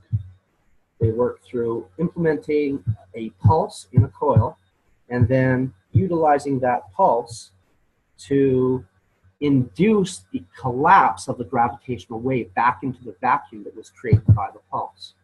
This here is a very simple bitoroidal circuit. This is the first one that I played with. It's the first circuit that I ever soldered together. When we look at this and we take a really good hard look at the structure of this, we see that it's a wave being split and moving in two separate oscillatory patterns, so that we have this reaction occurring where the oscillation of one cycle is actually going to feed the oscillation of the other cycle. And when we control the wave here, we create a discrepancy in the potential, the same way we would in a lever, only we're doing this with an electromagnetic coil now. That schematic there is actually very hard to find now. For some reason, I've had great difficulty finding it on the internet. However, this is what it represents. And this is very important because this is where sacred geometry and electromagnetics and physics come head to head. This is where the physics of bonding, of electromagnetic coupling, and this schematic of electromagnetic induction comes into play. We can also compare this to gold. Now, if we start looking at the atom of gold, we can start seeing this similar pattern emerging in the gold molecule. And again, I'm not an atomic physicist. I kind of fell into this through a dream I had, and I began testing all of these ideas. And all of the testing actually works. Everything I did started to work in the same way that this very, very simple circuit shows us. This is called the schoolgirl circuit. It's a joule feed circuit. It allows you to split the wave. You see, we're splitting the wave right here, and we're slowing it down with a resistor here, so that one is looping behind the other one. And what this does is it causes the back EMF of one of these wires to excite this ferrite toroid. And this ferrite toroid now has a magnetic wheel going like this. So that magnetic wheel is now electrifying the second wire. And now the primary wire is electrifying the secondary, and the secondary is now electrifying the first, because now the magnetic wave, you can see this one is wired one direction and this one is wired the other direction. So when you have two opposing coils, you now have a feedback loop of the magnetic scalar torsion function. And this is where the scalar field is misrepresented. It is the magnetic flux, or the back EMF flux of an electromagnetic reaction. This goes on and on and on. So if anybody has any questions, jump in, please. Right. Yeah. Thank you, Kevin, for sharing all that. Okay, Etienne has got some questions for you. Etienne, you there? Oh, okay. Yes, I'm here. You hear me? Yeah. Yes, I hear you. You bet. Yeah, it's a very, very interesting presentation. I didn't grasp everything you've been sharing. Now I have to listen again. If I measure the accuracy of what you're saying, I get 99.15% accuracy, which is really, really good. So you really know what you're talking about. And sorry to interrupt. Etienne was measuring that with the Hawking scale. If you know of the Hawking scale. Yeah, I understand. Well, that's not the Hawking scale, but it can measure the accuracy using the same principle. You guys are doing the push-pull stuff here, yeah, eh? Yeah, that's one way of doing it. Doing push-pull, I can measure the accuracy. It's 99.15%. That's really, really good. Well, usability of the function's everything. Being able to apply it and use it, that's where we really get an understanding, because we observe it, and through the observation, we learn more ways to apply it. And that's key here. That's the evolution of our species. Yeah, well, lots of people know how to do muscle testing, but very few actually apply it. Mm-hmm. Yes, yeah. Talking about it is paper science. When we use it to make things grow and heal and utilize it for energetic production, that's when we're onto it. And the other thing I'm seeing is I'm an alchemist of the royal path, which is about the inner consciousness. When I look at you, you're a master alchemist of the both dry and the wet path. So you're working with metals, working with water. It's like you're really a master alchemist in those. It's the understanding of the scalar function that is the most important. That when we can understand the fields that we're using to apply this polar compression to induce these separations in matter, we can start understanding that our brain function is a very, very similar phase or function. It's just at a smaller rate. It's a smaller gyroscopic field, but it can tap that higher level, which allows us to really start to apply what we can do with our power, the power of our mind. And this is where we take it. I mean, for my understanding of kinesiology, it's not so much as making something move with just my mind. It is teaching myself how to make things move any way possible. And well, there are a couple of questions, but just one quick comment. I saw when you looked through your images, one picture of a crop circle that happened on last 12th of August. That's quite a fascinating crop circle. Just quickly, I was curious what you had to say about that one. I'm just trying to find it right now because what are you referring to? The circle one with the line through it that resembles a periodic table, or the bifilar coil? There's one that is surrounded by symbols and that is very detailed, with flower life in the back and flowers in the middle. Okay, yeah, that one represented a six-dimensional scalar flux. From what I understand, what I see I see similarity in that diagram, in that crop circle, to the correct electromagnetic diagrams that, for me, represent the electrostatic function of a six-field oscillatory reaction. I believe, and from what I see on these, I believe these crop circles to be electromagnetic schematics, or molecular schematics, building blocks towards either healing ourselves or developing new structures for understanding energy. From what I've seen most of them to be are electromagnetic diagrams. However, I've seen some to resemble molecular coherence. Again, we're being shown information, and that information is actually in the gravitational wave. It's not just embedded on that ground. It is all around us in this gravitational codex that we exist in. So once we can start to balance our brain waves and harmonize the hemispheres of our brain, we can expand our consciousness, almost like increasing a radio telecommunications tower. We can build a larger antenna around ourselves, and that will allow a higher coherence. We'll be able to hear more through a higher expanded antenna. And this allows that phase conjugation of this gravitational codex to be read. We just turn our receivers on and hear it. That's I was curious to hear about it, because from what I remember is that symbol was engraved at the entrance of the Royal Palace back in Orion back then, and it was the foundation of the philosophy that the civilization was built upon. So it's pretty much a structure of our physical reality on almost a universal overview. Because you need that expansive view to see that. You have to see the whole picture, and to see that from this perspective, we have to look through both sides, through the middle, in order to see ourselves here. It's very, very interesting, complex world when we start understanding refraction of light, and we can only see half. This is important. So I believe a lot of those diagrams to be representations of the electrostatic carrier, the fundamentals of structure that forms matter.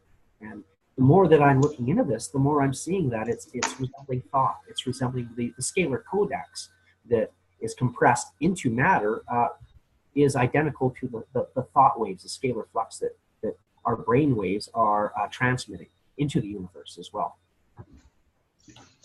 So one question I have is, I've been building several, and I have access to several technologies that are built on a metaphysical level, and some of them are basically free energy generators. So if you look psychically under Montreal, under Los Angeles, under Cancun, and a couple of other locations, there are massive generators that's very powerful energy.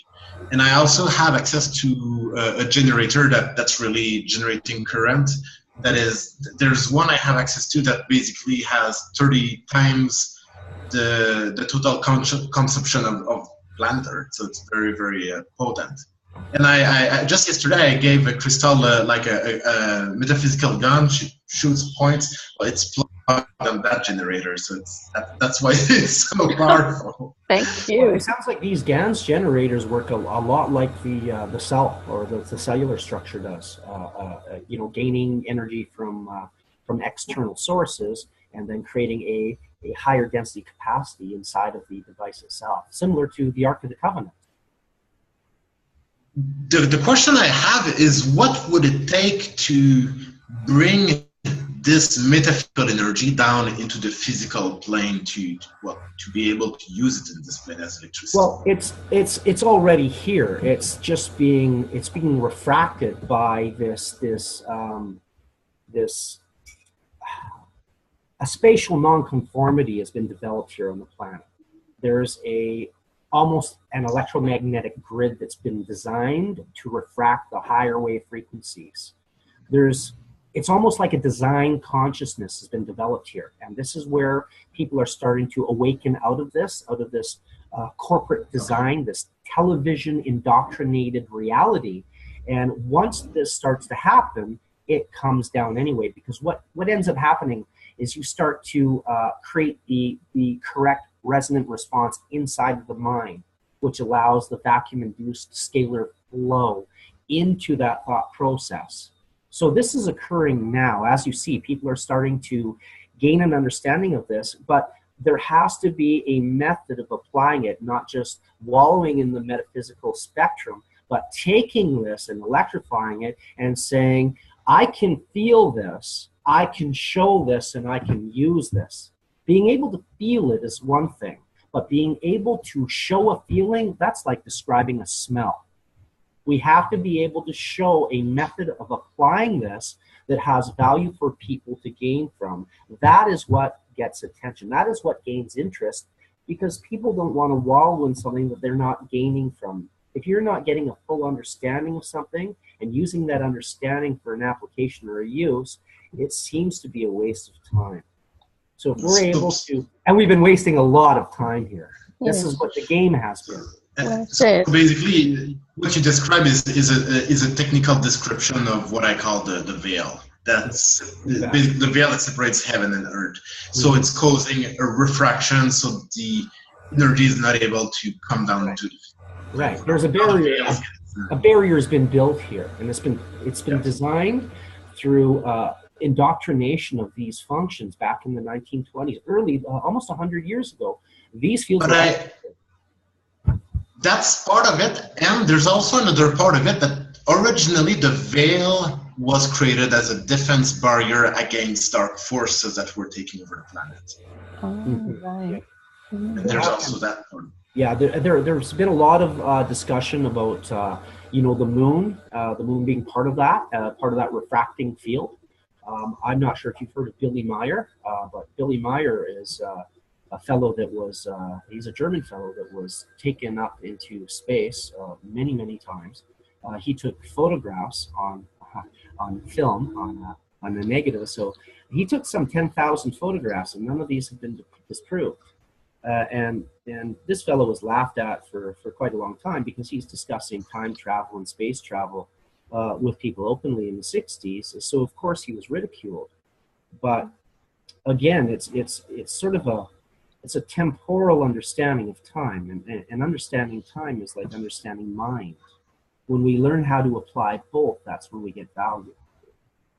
I believe that the veil will become thin enough probably in about a year from now. And so question I would have, so once the veil becomes thin enough to not cause that refraction,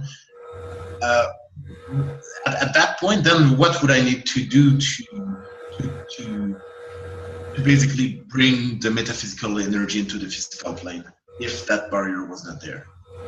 Well, what you call the metaphysical energy, I once again I call it the scalar flux, and it is basically all the energy, all the electricity.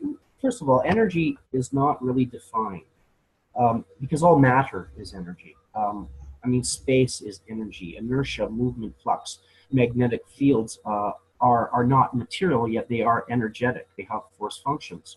So when we're talking the energy, it's almost like what we need to bring up is the realization of thought, the expansion of understanding of thought, and that, of course, will expand around and displace the opposing inverted functions that are being used to distract or confuse right now. And the entire electrical grid on our planet, it's been set up to control brainwave harmonics. The schematics are available through DARPA. I found them all. The manipulation that was done in early advertising through hypnagogic programming, control of human minds through subliminal advertising. This is all very, very well known. However, the subliminal advertising has transcended our entire spectrum of reality here. It's not just on television, it's the things we're doing. Our work has been turned into nothing, a debt function that has no meaning. Yeah, the mind I'm going to jump in real quick.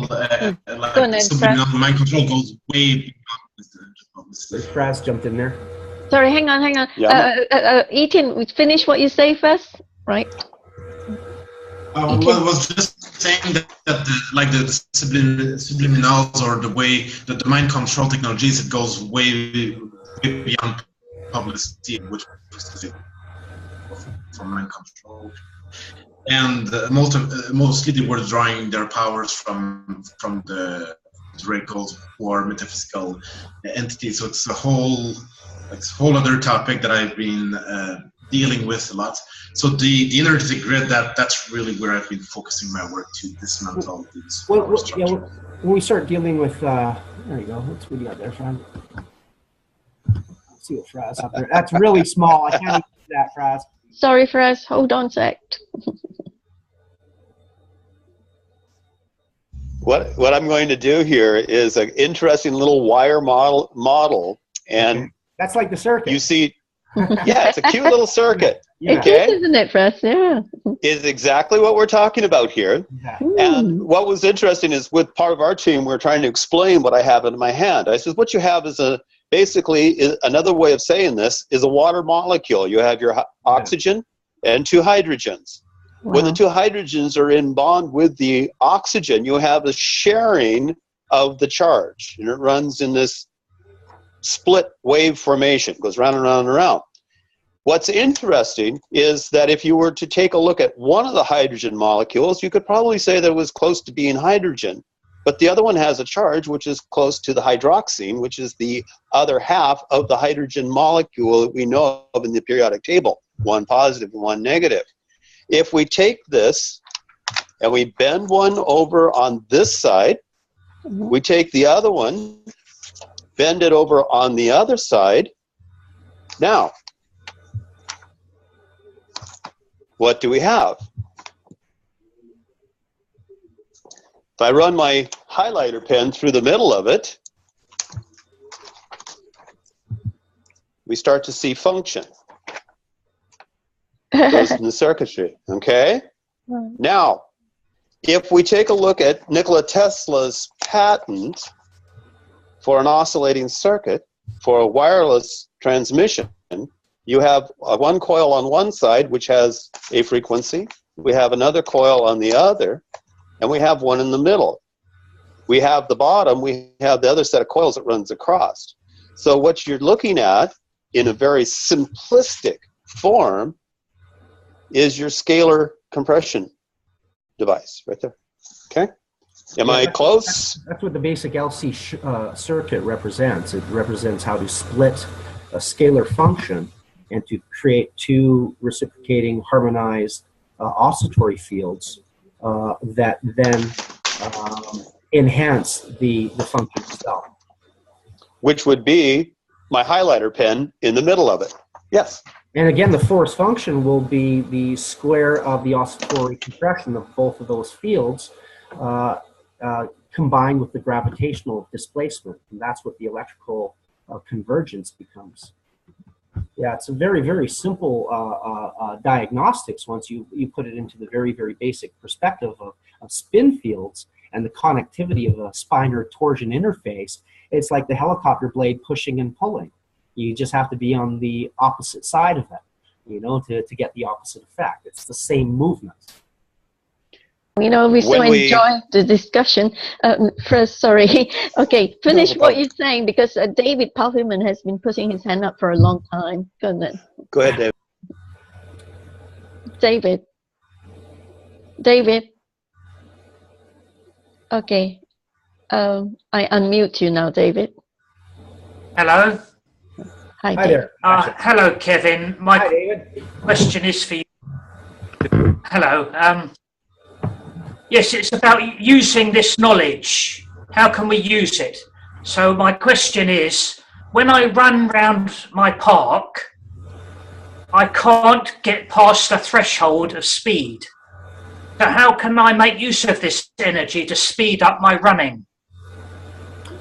Well, as far as the physical reaction, we're using this scalar function through our food, through the reciprocation of the food that we eat. And that's transmitted into the energetic function that carries your body as is.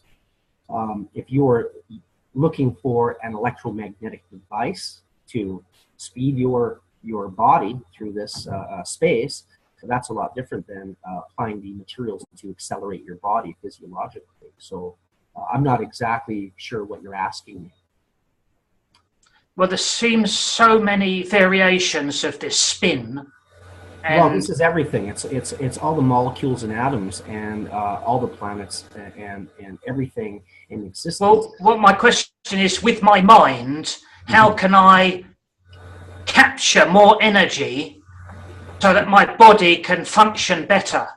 Well, what I did is I started decoupling these noble metals from our source here, the atomic noble metals that I refer to as Vancouver Island Ormus. That's my company here. And this is how I stumbled into electromagnetics, was through the polar separation of atomic noble metal bonds in ocean water. The information that I was able to resource through Barry Carter and David Hudson and many others was partial, and it was clouded in disinformation. So what I began to do was to understand what our bodies actually are, what we're made from, and then to enhance the materials that my body physically needs to increase the energetic capacity of not just my body, but also my brain function. So the materials that I actually distribute this worldwide now are Ormus minerals, because of the fact that I've been contacted by so many people with far more experience with these minerals than I have. I've only been working in this for not even 5 years now. And some of the people, some of the physicists like Joseph Tills that I've interacted with, he's got almost 30 years of experience with utilizing and ingesting these materials. What he found was that the product that I'm making here, that I'm inductively decoupling and compressing here, was very, very clean and powerful, far more so than many of the materials he's ever tried. I haven't tried any other brand of Ormus. I simply found a method for removing these materials, and I found a very, very high source of platinum group elements on Vancouver Island here where I live. So I just lucked out, as it were. I found an incredibly high amount of gold-rich material, and I've been extracting the platinum group elements from that. And when I began to ingest these materials myself, the first day I noticed a change in my REM state. I was planning my day. I thought I was awake with my eyes closed, and I was planning my day. And when I tried to sit up, that's when I actually woke up, and I was stunned because I was fully conscious of where I was and what I needed to do. However, I was not awake yet. So that one little step for me was the first day that I ingested these Ormus elements.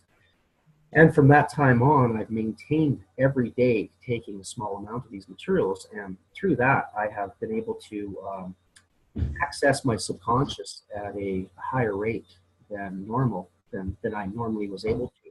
And through Thank you, Kevin. What would you suggest a good method of making monatomic gold would be?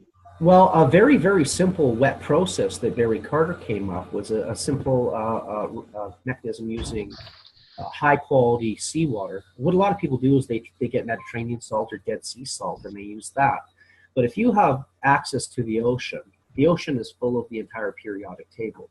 So you'll be able to remove the materials that are based in your area simply through an alkaline reaction. Now, a lot of people use sodium hydroxide for this reaction.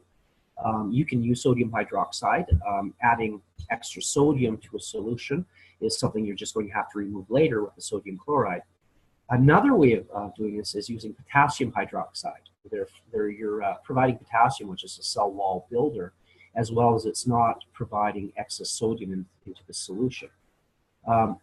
You can check out Barry Carter has a wet method. It's simply using salt water, and you create a torsion field in salt water by spinning it. And this is what a lot of people don't seem to understand when making Ormus or trying to extract Ormus.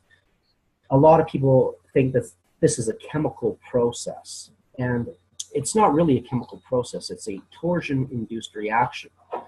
Because when you're spinning the water, you're creating a centrifuge. And when you create a centrifuge, you create a compression system for a gravitational function.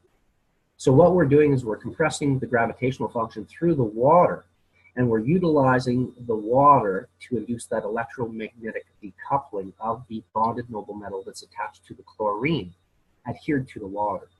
And through this process, you can learn how to separate the noble metals within a very specific pH range.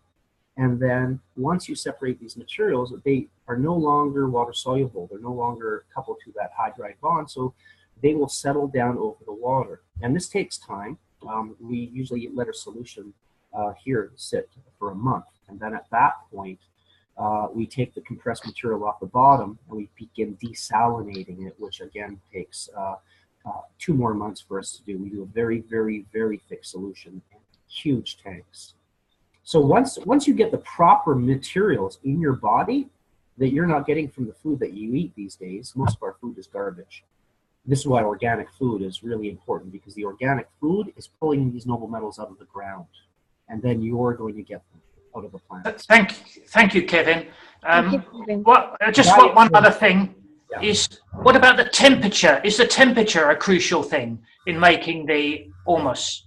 Well, I've done it warm and I've done it cold, so I haven't really noticed too much of a change. I haven't tried it, near boiling. That's a good idea. I do such huge batches, many thousands of gallons in huge tanks. So we're pretty much pulling the water out at water temperature, and I think it's around 3 to 6 degrees, depending on the season here. I don't think it gets too much between that variation. It only varies a couple degrees here. So the water that we're spinning is actually ocean temperature. It's very, very cold. And we're getting very, very good reaction from it, but that's basically based on the amount of noble metals that we're getting leaching from the hills here. I'm near a gold mine, old gold mining community. So Kevin, so you're talking about the torsion field will be more effectively produced using salt water or seawater? I mean, seawater? The ocean water has the entire periodic table bonded. It's not just sodium chloride. It's got all the chloride bonded metals are in the ocean. And so when you create a high spin field of that solution, and then you start adjusting the pH, what you end up doing is loosening the acidic bonds, these bonds that adhere matter together. When we acidify elements, what we're doing is we're coupling or grouping these materials, attaching them to the chlorine bond. So hydrochloric acid, that's how it works. It actually couples atoms to the chlorine molecule, and this is how it acidifies or degrades these materials. We can understand that same process by inverting it. We can start learning how material comes apart through the opposite reaction, through the alkaline reaction. But again, understanding electromagnetic functions, it really takes understanding torsion functions that induce those electromagnetic reactions. It's through this that we can understand how these atomic noble metals are being electrified at an atomic state and then separated from these chloride bonded reactions through this torsion function that's being induced in the water. And this is the importance of spinning the water, because we need to compress the gravitational field through the water molecule. And by compressing the gravitational field through the water molecule, when it hits these inductive noble metals, it splits and then inverts the bond through an electromagnetic reaction at that atomic carrier, right where it's coupled. That's where the electromagnetic function occurs at the gold molecule. And that compression is like a micro explosion. It pulls the material off.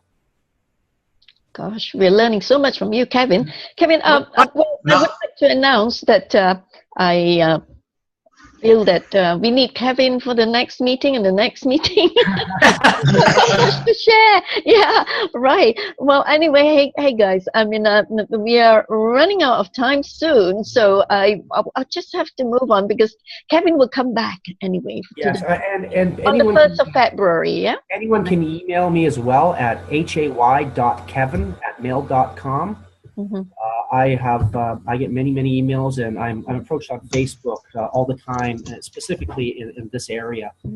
Type your email address on the chat, Kevin, so everybody here can get it. Where do I type it?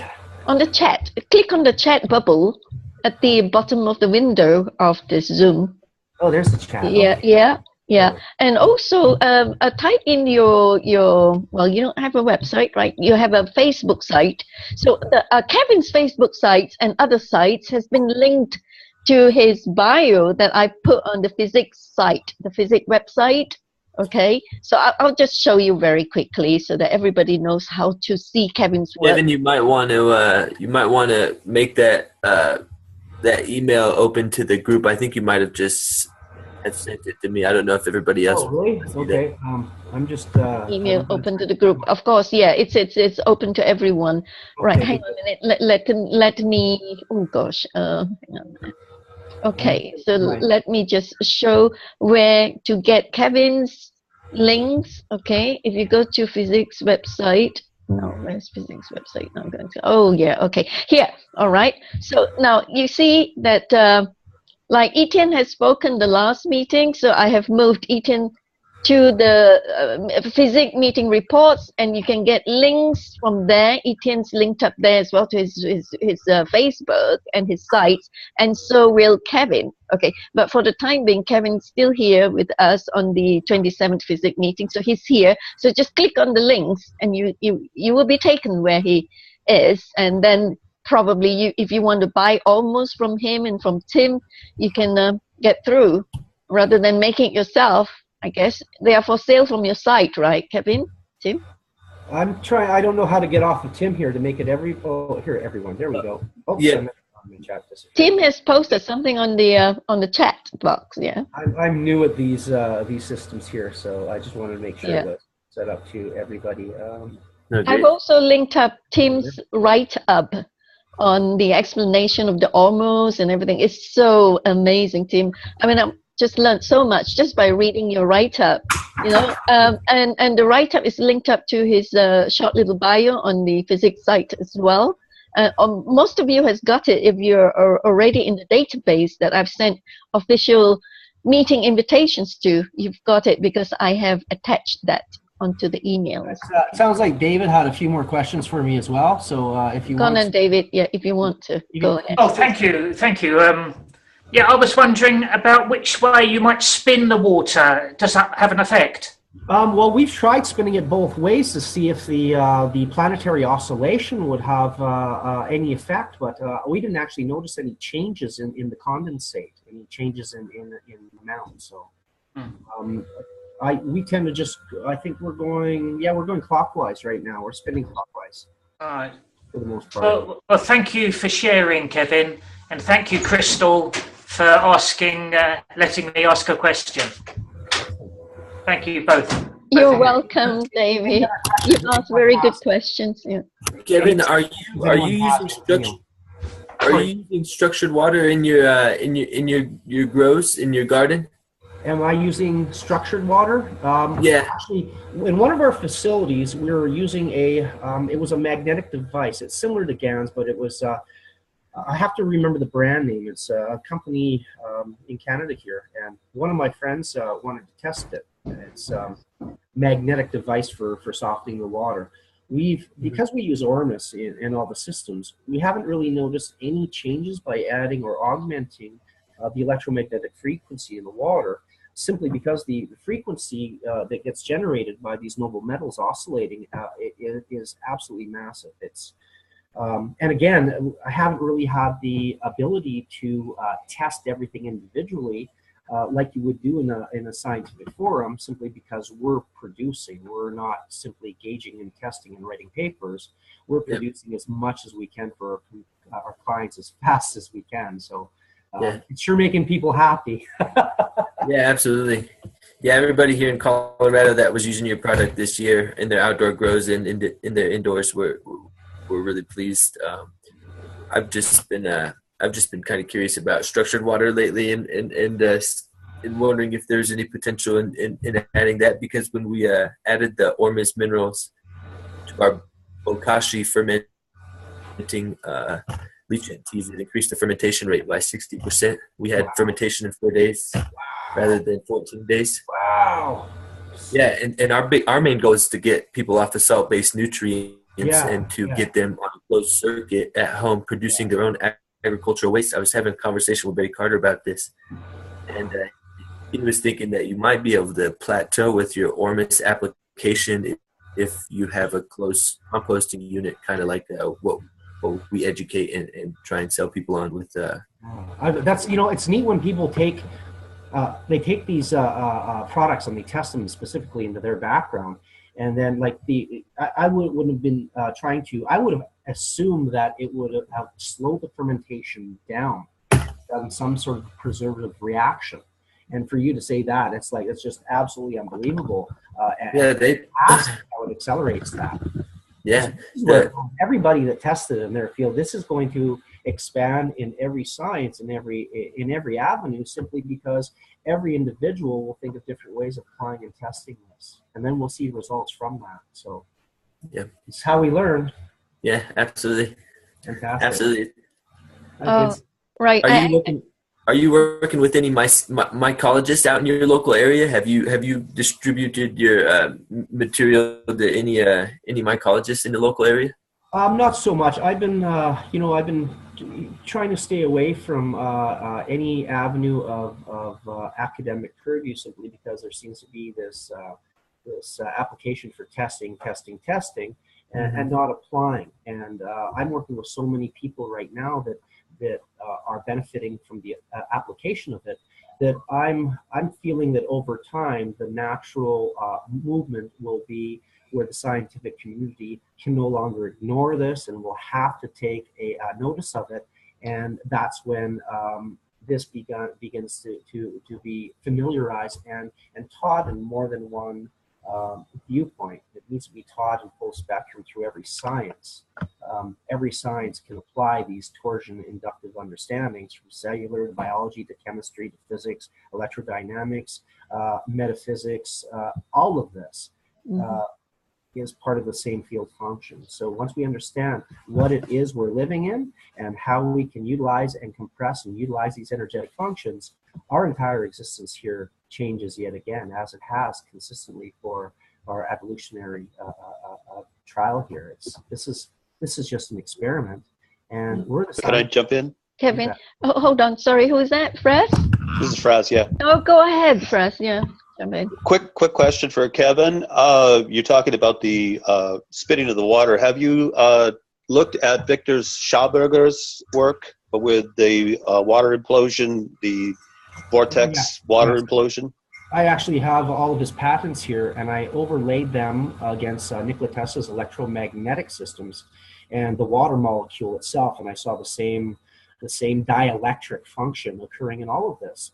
So taking Victor Schauberger's work and Tesla's work and Hubbard's work and Gray's work and Wilhelm Reich's work, putting all of this together, there's some 400 scientists that I found through Patrick Kelly's compilation, this PGK Free Energy book. And being able to see the diagrams and illustrations of that many individuals and their work, you cannot help but compare and see that the similarity in all of these systems are utilizing an electrogravitational function. And whether it's an inertial system or these toroidal systems or these plasma systems, they're all tapping the same energetic function. They're just doing it different ways. Right. We have inertia, water inertia. That's what he was using. Inertial compression of opposing oscillatory functions in water. And then, of course, he was seeing moving water is electrical. It's electromagnetic. Mm-hmm. And this is why all our copper plumbing is grounded. Because mm-hmm. when water moves, it electrifies. Well, we have Ulf here. Ulf also studied under Victor Schauberger and the rest of the teachers that you were mentioning. Ulf, you want to say something quickly on this line? Yeah, I don't have really anything much more to comment on that right now. I mean, I studied water all my life, so I was just asking, in the product that he's using, Kevin, are you using distilled water? No, we're using ocean water right out of the bucket. Like we're going right down. We've got a very specific structured bay here with a spit, and this has a high gold runoff from a mining community. So the spit itself acts as a trap for the higher density chloride bonded materials. It just happened. It happened to luck out this way for me here, that the specific geographic configuration in my area allows for a trap to form for these materials. So I pretty much just go pump from this area, and we found that it just had a higher density return. So we just lucked out from that. Right. Well, ocean water can be contaminated, Kevin. So yes, it can. We can sterilize it. We can remove the other materials. And again, what we're taking out of it is we're only taking the inductively separated noble metals. We're removing all the water, the contaminants, the salt, the chlorine, everything else in there is being removed. What do you use to remove that?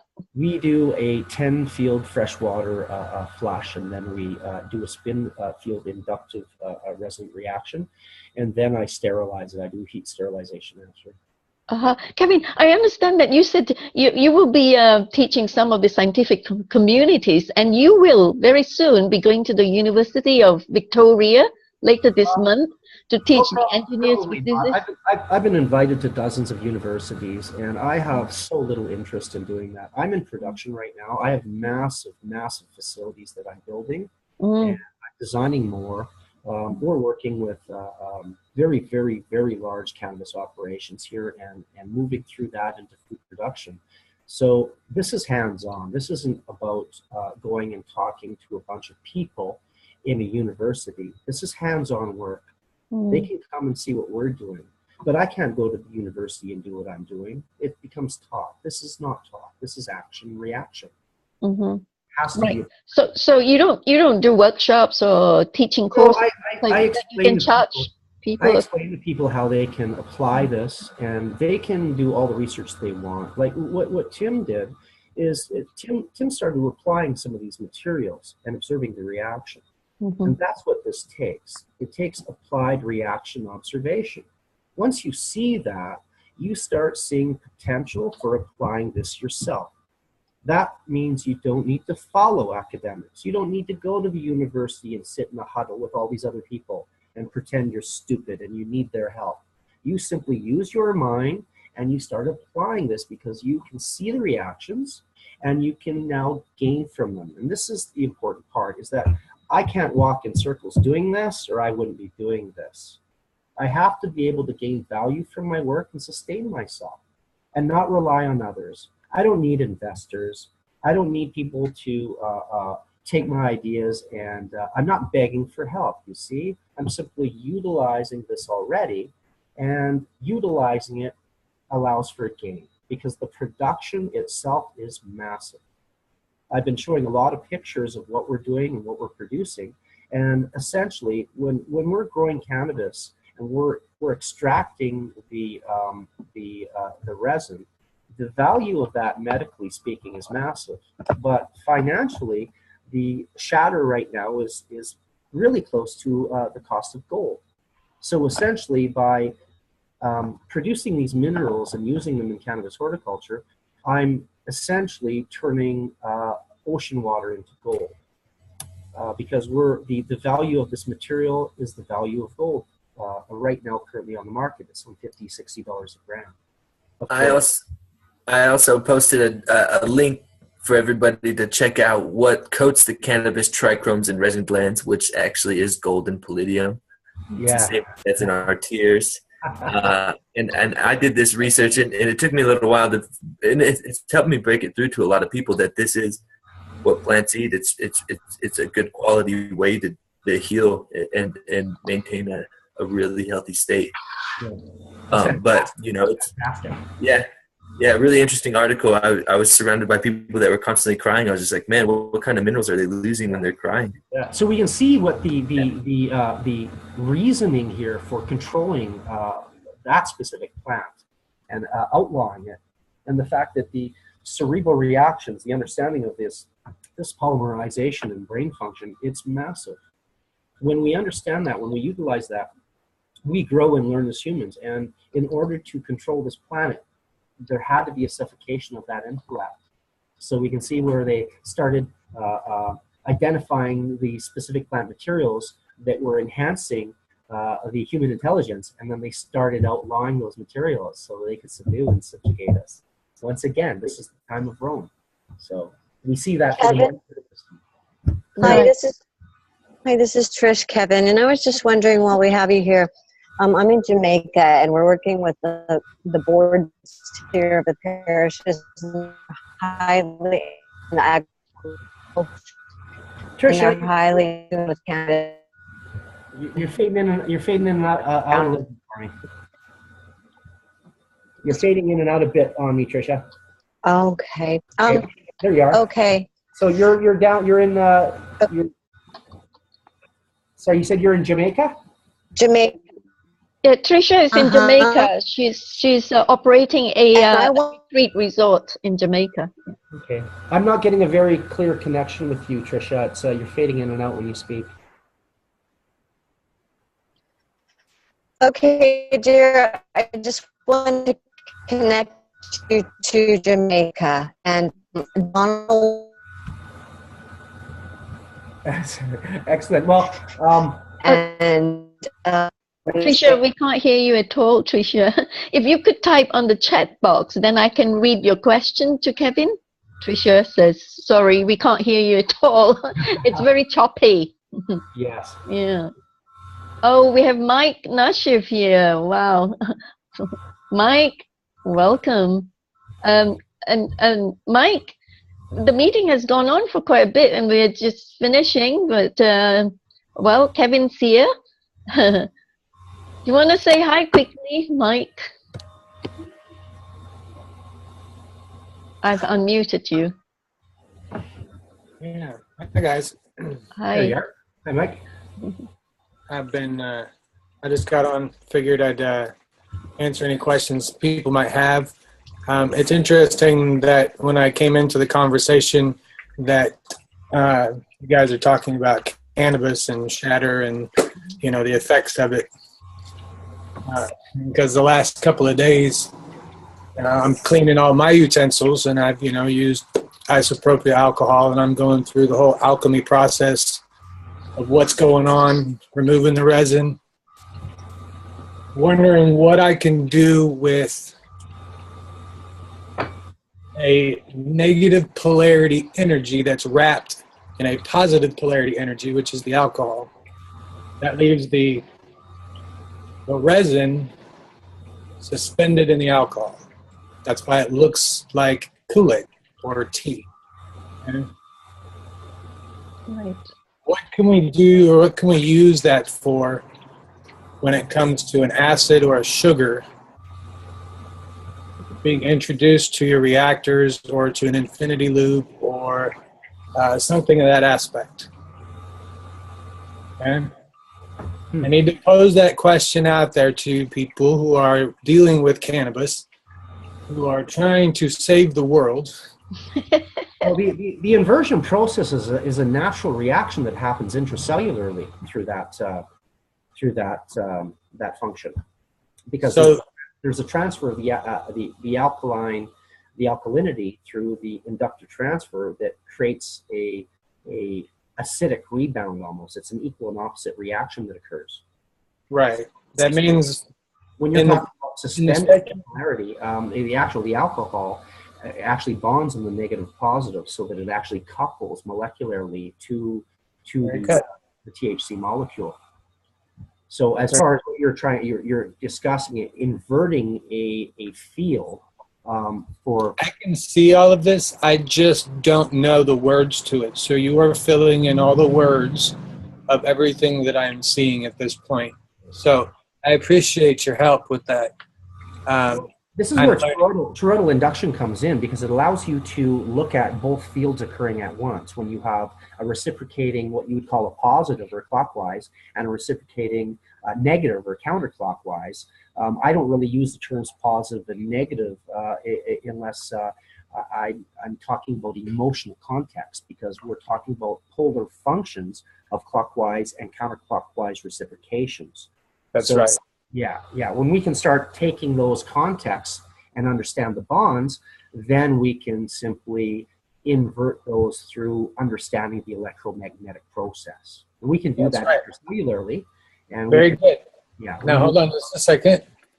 You have just stated on how humanity will change consciousness.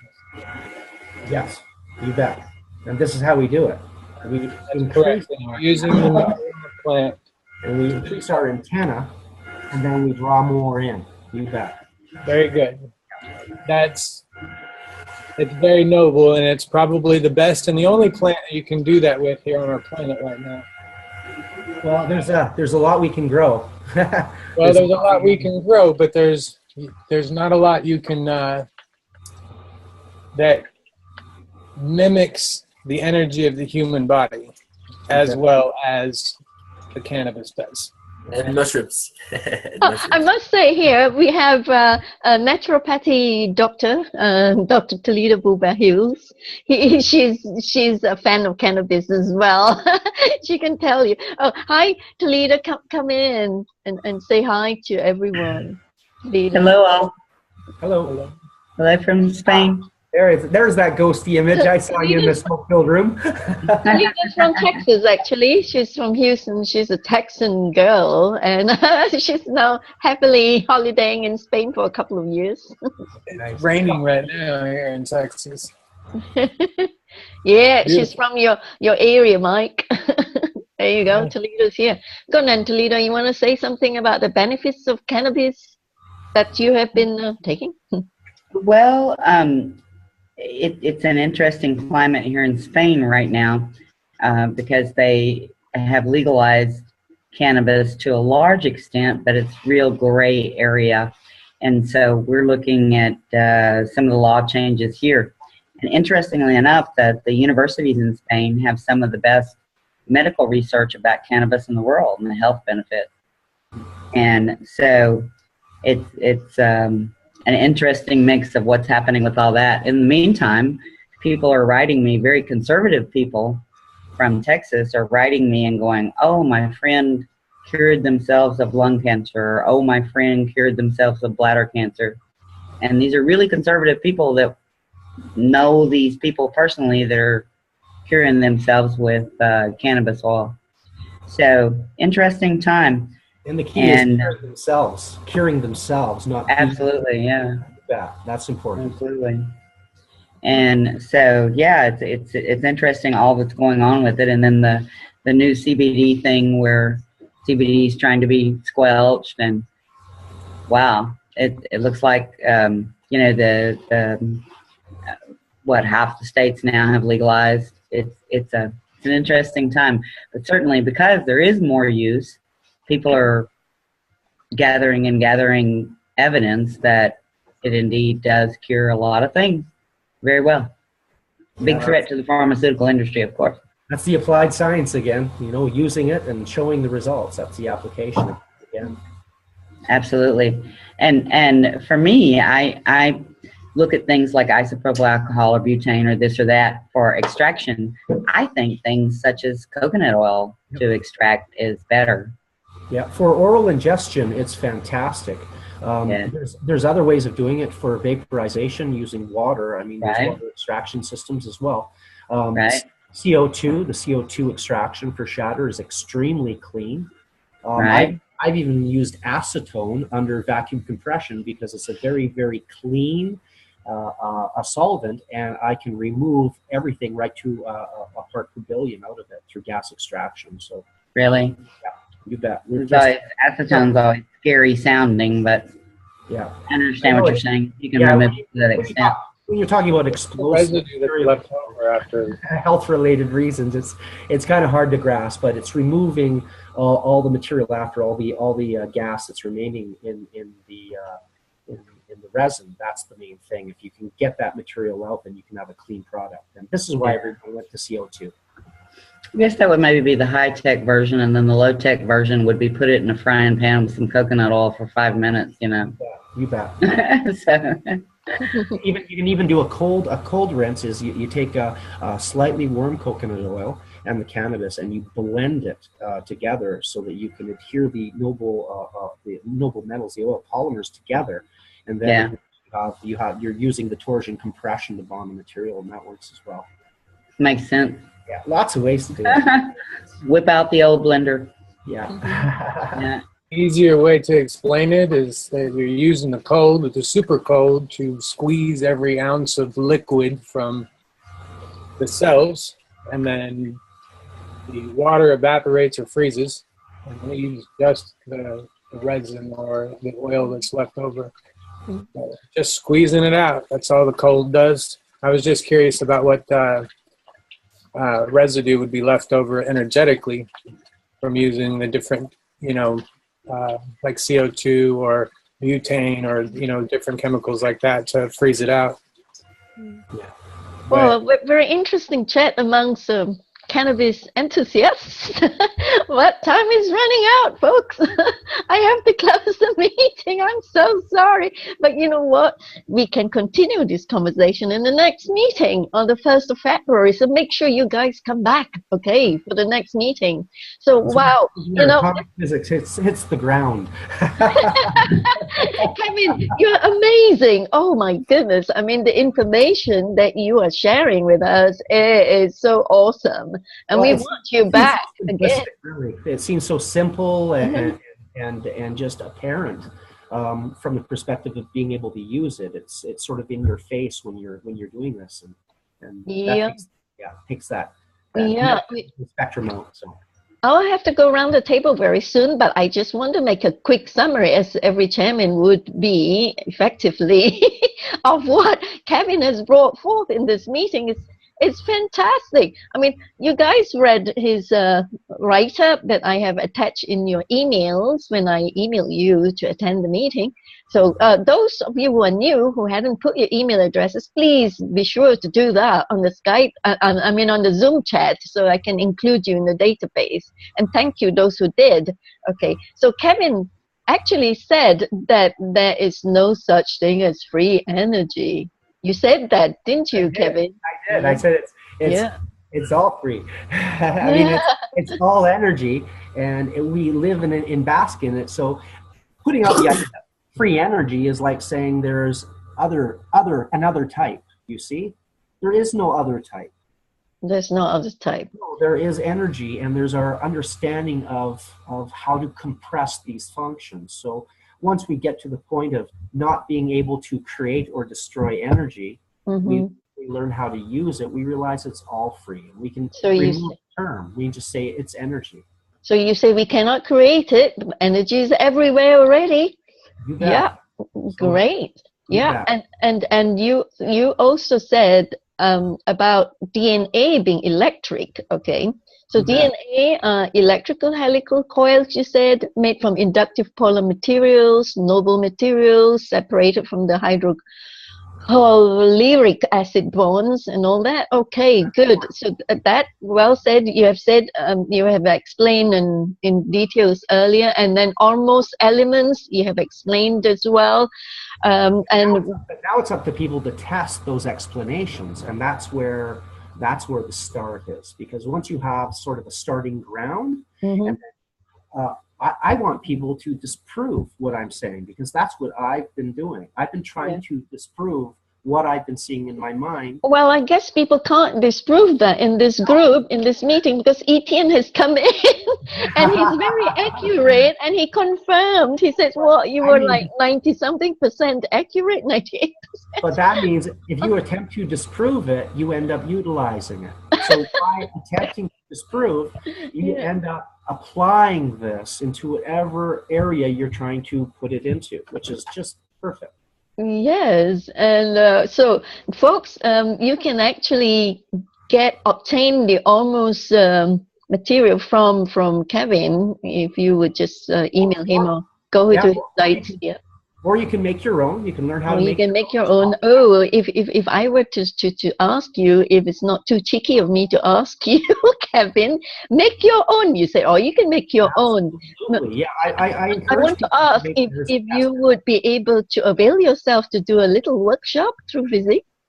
I could arrange a very simple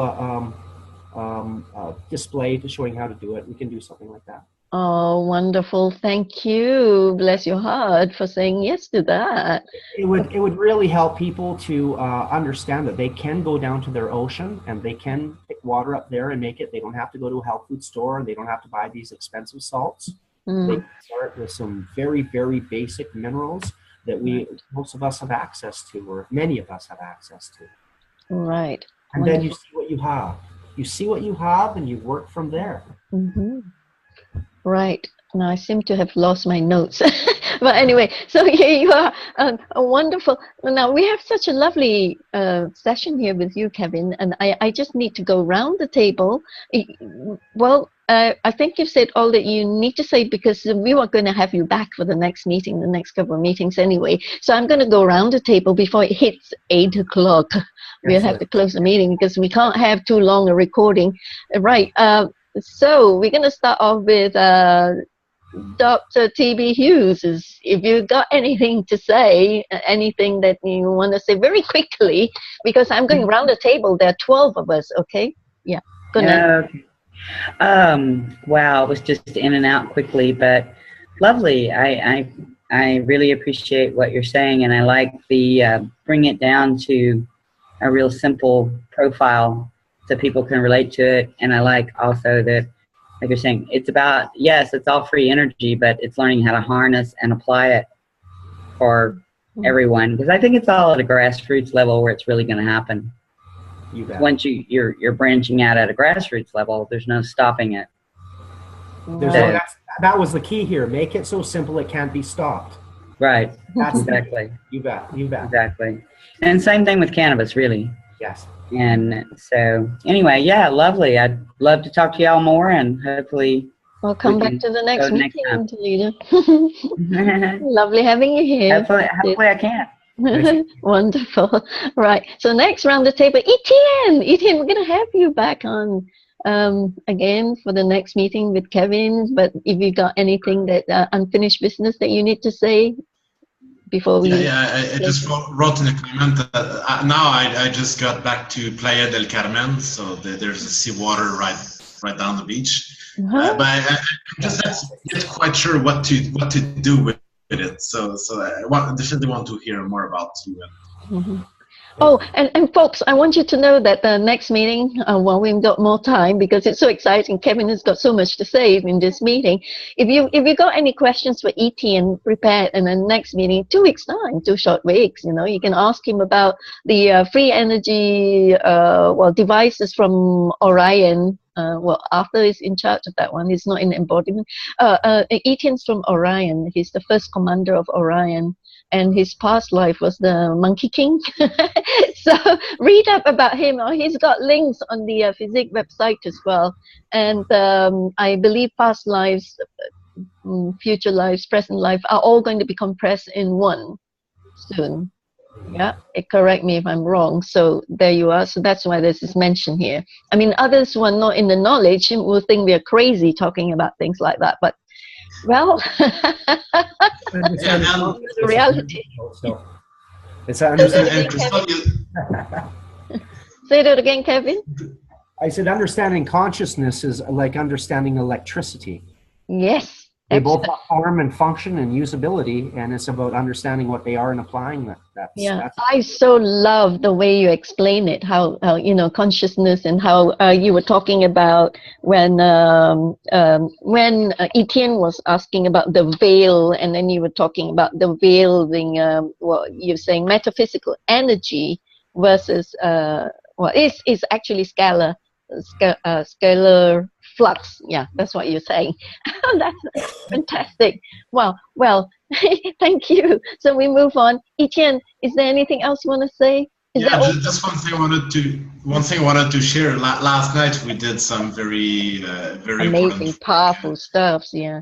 Etienne said I'm being attacked. Yeah. Go on then. And it's like a couple of things have been going on since then. Well, what seems like the power structures, like they put all the eggs in the same basket to attack you. And the report I heard back is that they lost 90% of the power they had left. But they had their basket. Oh. And then last night I actually got abducted during the night, but by some positive groups. I've kind of been sent on a mission to do some kind of knowledge dump somewhere. So now I kind of woke up, like the memory was sealed, but like I just removed the veils very quickly, so I recovered all of it, what had happened. So I kind of woke up like really exhausted today, because I kind of woke up from a very long night. So you've been on a mission, and James could expand on that. James, unless you want to finish what you're saying, go on then, Etienne. It feels. I'm really exhausted today, but it's like in the middle of the night, like there's a big time bubble in the middle of the night, where I was kind of sent to the mission like 6 months back and something. But James, these kind of abductions, he's like getting that very often, but by positive groups. Wow, that's amazing. I would like to talk to you privately more about your adventures off planet, being abducted. We have very special people here in this meeting, in this group. My God, I mean, it's really amazing. The energy is superb. Yeah. Go on then, Etienne. And also, perhaps the reason that I got portaled in that way last night is because it was not possible for anyone to open up a portal around me, but with what we destroyed yesterday, then it's making that possible, making the veil a lot thinner enough for that to happen. Wow, you're amazing. Yeah, and that's why Kevin was saying a scalar flux. Metaphysical energy. Wow, as our thoughts begin to understand and explore these understandings and ideas, we will increase the scalar flux around us, and we'll begin to remove this overriding one that's been created to control our minds. And again, this is our conscious mind expanding, and that's an electromagnetic reaction that is fundamentally observable under the right spectrum or frequencies. We can actually see these reactions using Rife technology and other techniques.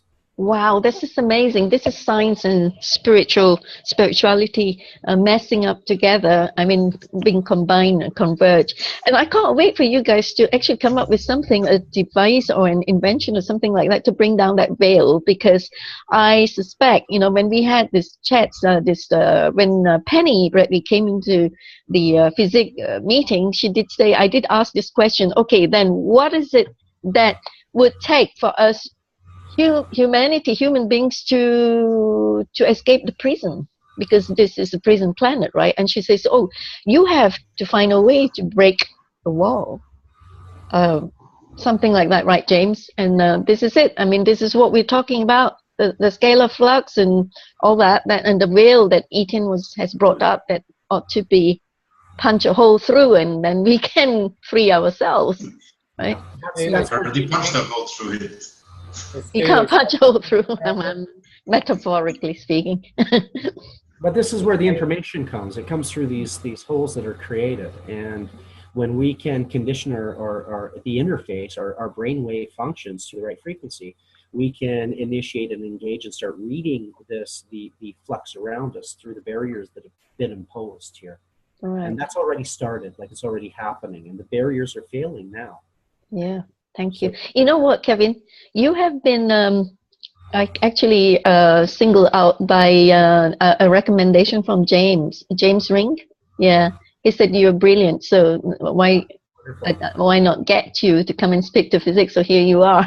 So well, I'm glad people are getting some value out of these thoughts, because you know, when I just keep them in my mind, they drive me crazy. Oh, so nice to share like that, you know. So James, here you are. James, would you like to well, you know, say whatever you need to say? You hadn't been saying anything. We're already past time, but I wanted Kevin, hopefully you can come on in February. And I would like to see some of those photos. Maybe you can show us, do some screen shares, and I'd like to see about different crop yields. I'm curious about, can you even fertilize these crops? I'm assuming you're growing hydroponically without using the traditional NPK fertilizers, and you just use the Ormus materials. And what kind of results are you getting? Different formulations. You can actually check me out on Facebook and have a look, because I show a lot of the actual operational systems. I show them in operation and growing, and then I show say you know, 10 days or 12 days, 14 days later, and it's amazing, because it almost looks like I'm swapping rooms out. The growth rate is unbelievable. So we could make chemical fertilizers obsolete by using this material. Absolutely. Probably. You bet. Absolutely. Good. Awesome. Yeah. I'm working with a company called Supernatural brand, and they've got a very, hey, your pizza's there. Supernatural brand's got an incredibly high quality mineral product that's out, and I'm working with them right now launching our enormous, we're USDA approved, and we're registered in all 50 states now through Supernatural. So hopefully people will get a chance to test this and gauge it on their own, and then we can get some feedback on some of their results. Right, James has been recommending a lot of fantastic, superb, brilliant speakers with FESIG, and thank you, James. And I can't imagine anyone not knowing James and what he does. He's the chief honcho of the head honcho of the super soldiers, the supersoldiertalk.com. That's where he is. So folks, go check him out, and his YouTubes is awesome.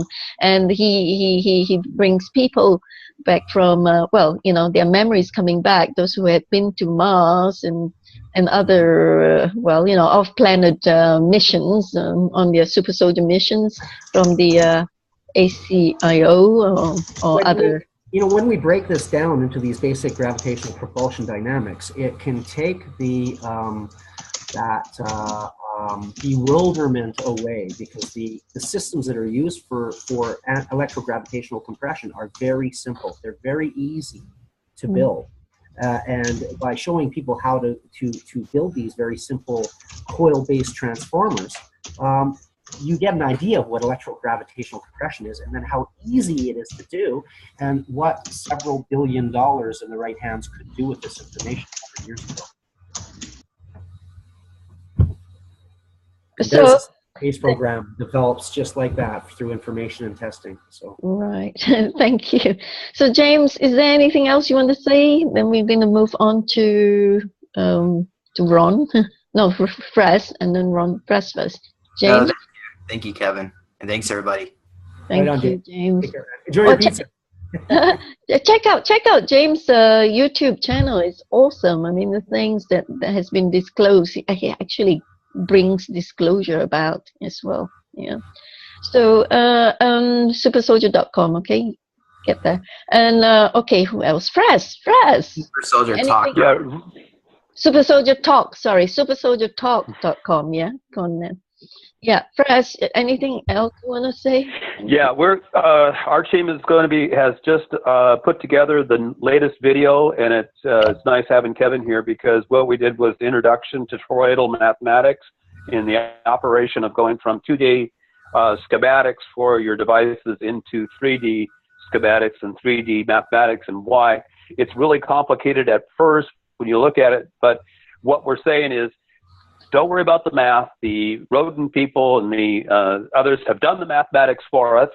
We're explaining how to now remove the wireframe models out of their system and use strictly toroidal field interactions, because they've done the math, they've showed it's possible, and just realize it's in different directions and different planes.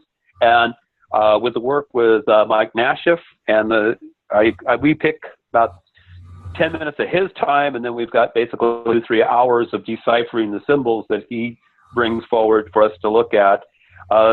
What we're seeing is it's just a matter of getting away from a 2D right, left, your way, my way type of thinking into at least 3-dimension, which means you have 3 different choices at least, because you can now look down on the 2D field, and then you basically skip 2 or past 4D and into 5th, and we start getting into Eaton and Mike and the rest of these guys in that field, and we start realizing all we're doing is in many ways picking up the other half of that scalar wave, or the other half of that toroid field, and it goes out as, we say, maybe light energy, comes back as dark energy. It's just the other half of the circuit. It's a right and a left and a right, and up and a down, but it is in multiple planes, possibly multiple dimensions, and multiple fields. And with that, we should be uploading another one to the YouTube page that's listed here at FESIG. And we've got a couple more in the hopper, and we'll be working very soon with the car units. We've got the last of the photos just about done, and the blueprints in 3 dimensions. So I'm out of here for a minute. Yeah. Oh, Kevin, I just want to say, Fres is a PhD scientist, and he's our chief scientist in physics, and he's working with Mike Nashif, who is amazing. He's awakened Mike, and his workshops and his teachings are amazing, because he's very philosophical with the way we twist the copper wire, the way how the directions, the gravitational and the magnetic fields and all that interactions. Together with Fres, they are quite a formidable team to be working with.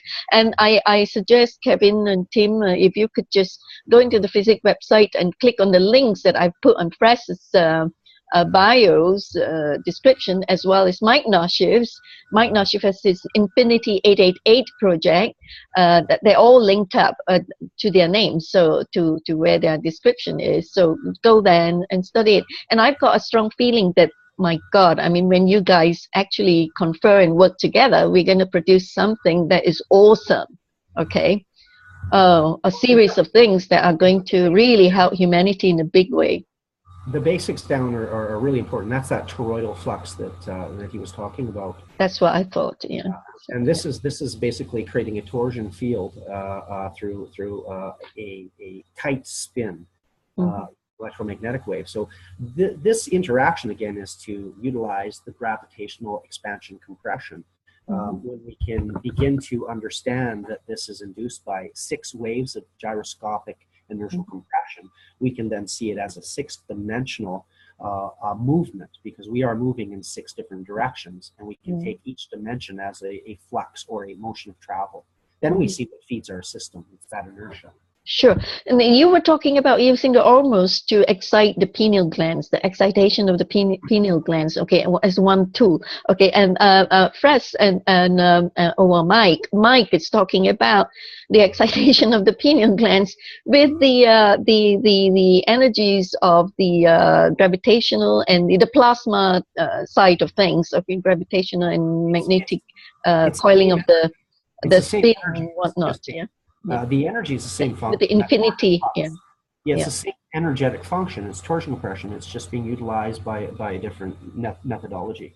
And the key is that I'm using nanomaterials of highly reciprocating noble metals to induce the same torsion compression field that can be done through GANs, or it can be done through ultrasound. These can be done through other types of frequencies, and these frequencies can have intracellular reactions the same way as these mechanical oscillating materials do. And this is why I saw a very nice method of showing an applied mechanical version of this electrodynamic toroidal field function, where we can show both at once and understand it much better, much easier, in a much more thorough platform based on these mechanical observations. Yeah, and I can see it coming together now. I mean, each bring a different piece to the table, and it's going to complete the whole picture. And when you talk about the toroidal spin and all that, I am so resonating with that, because I know the infinitesimal particle of creation that some metaphysician called the anu is actually a toroid. Yes, yeah. You bet. Yeah. So there you go. Right. So we will move on now. We have been asking. Okay, now. Oh gosh, we have a new member here. Gimme. Okay. Well, would you like to say something? Oh, we're finishing the meeting, so. Well. Oh, Ron. Next is Ron. Ron.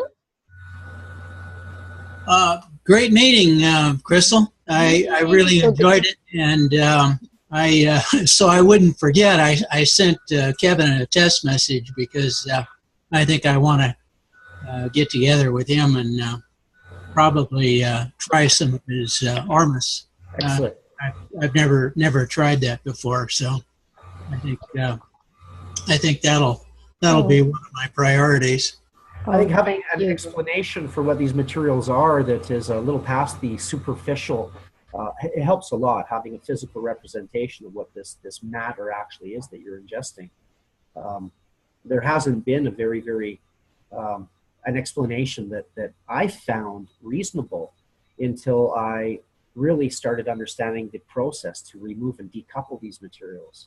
So again, I explain it like rust oxidizing, or so iron oxidizing, the transformation of matter on atomic levels due to electromagnetic functions. So understanding rust allows us to understand these Ormus minerals. Very similar.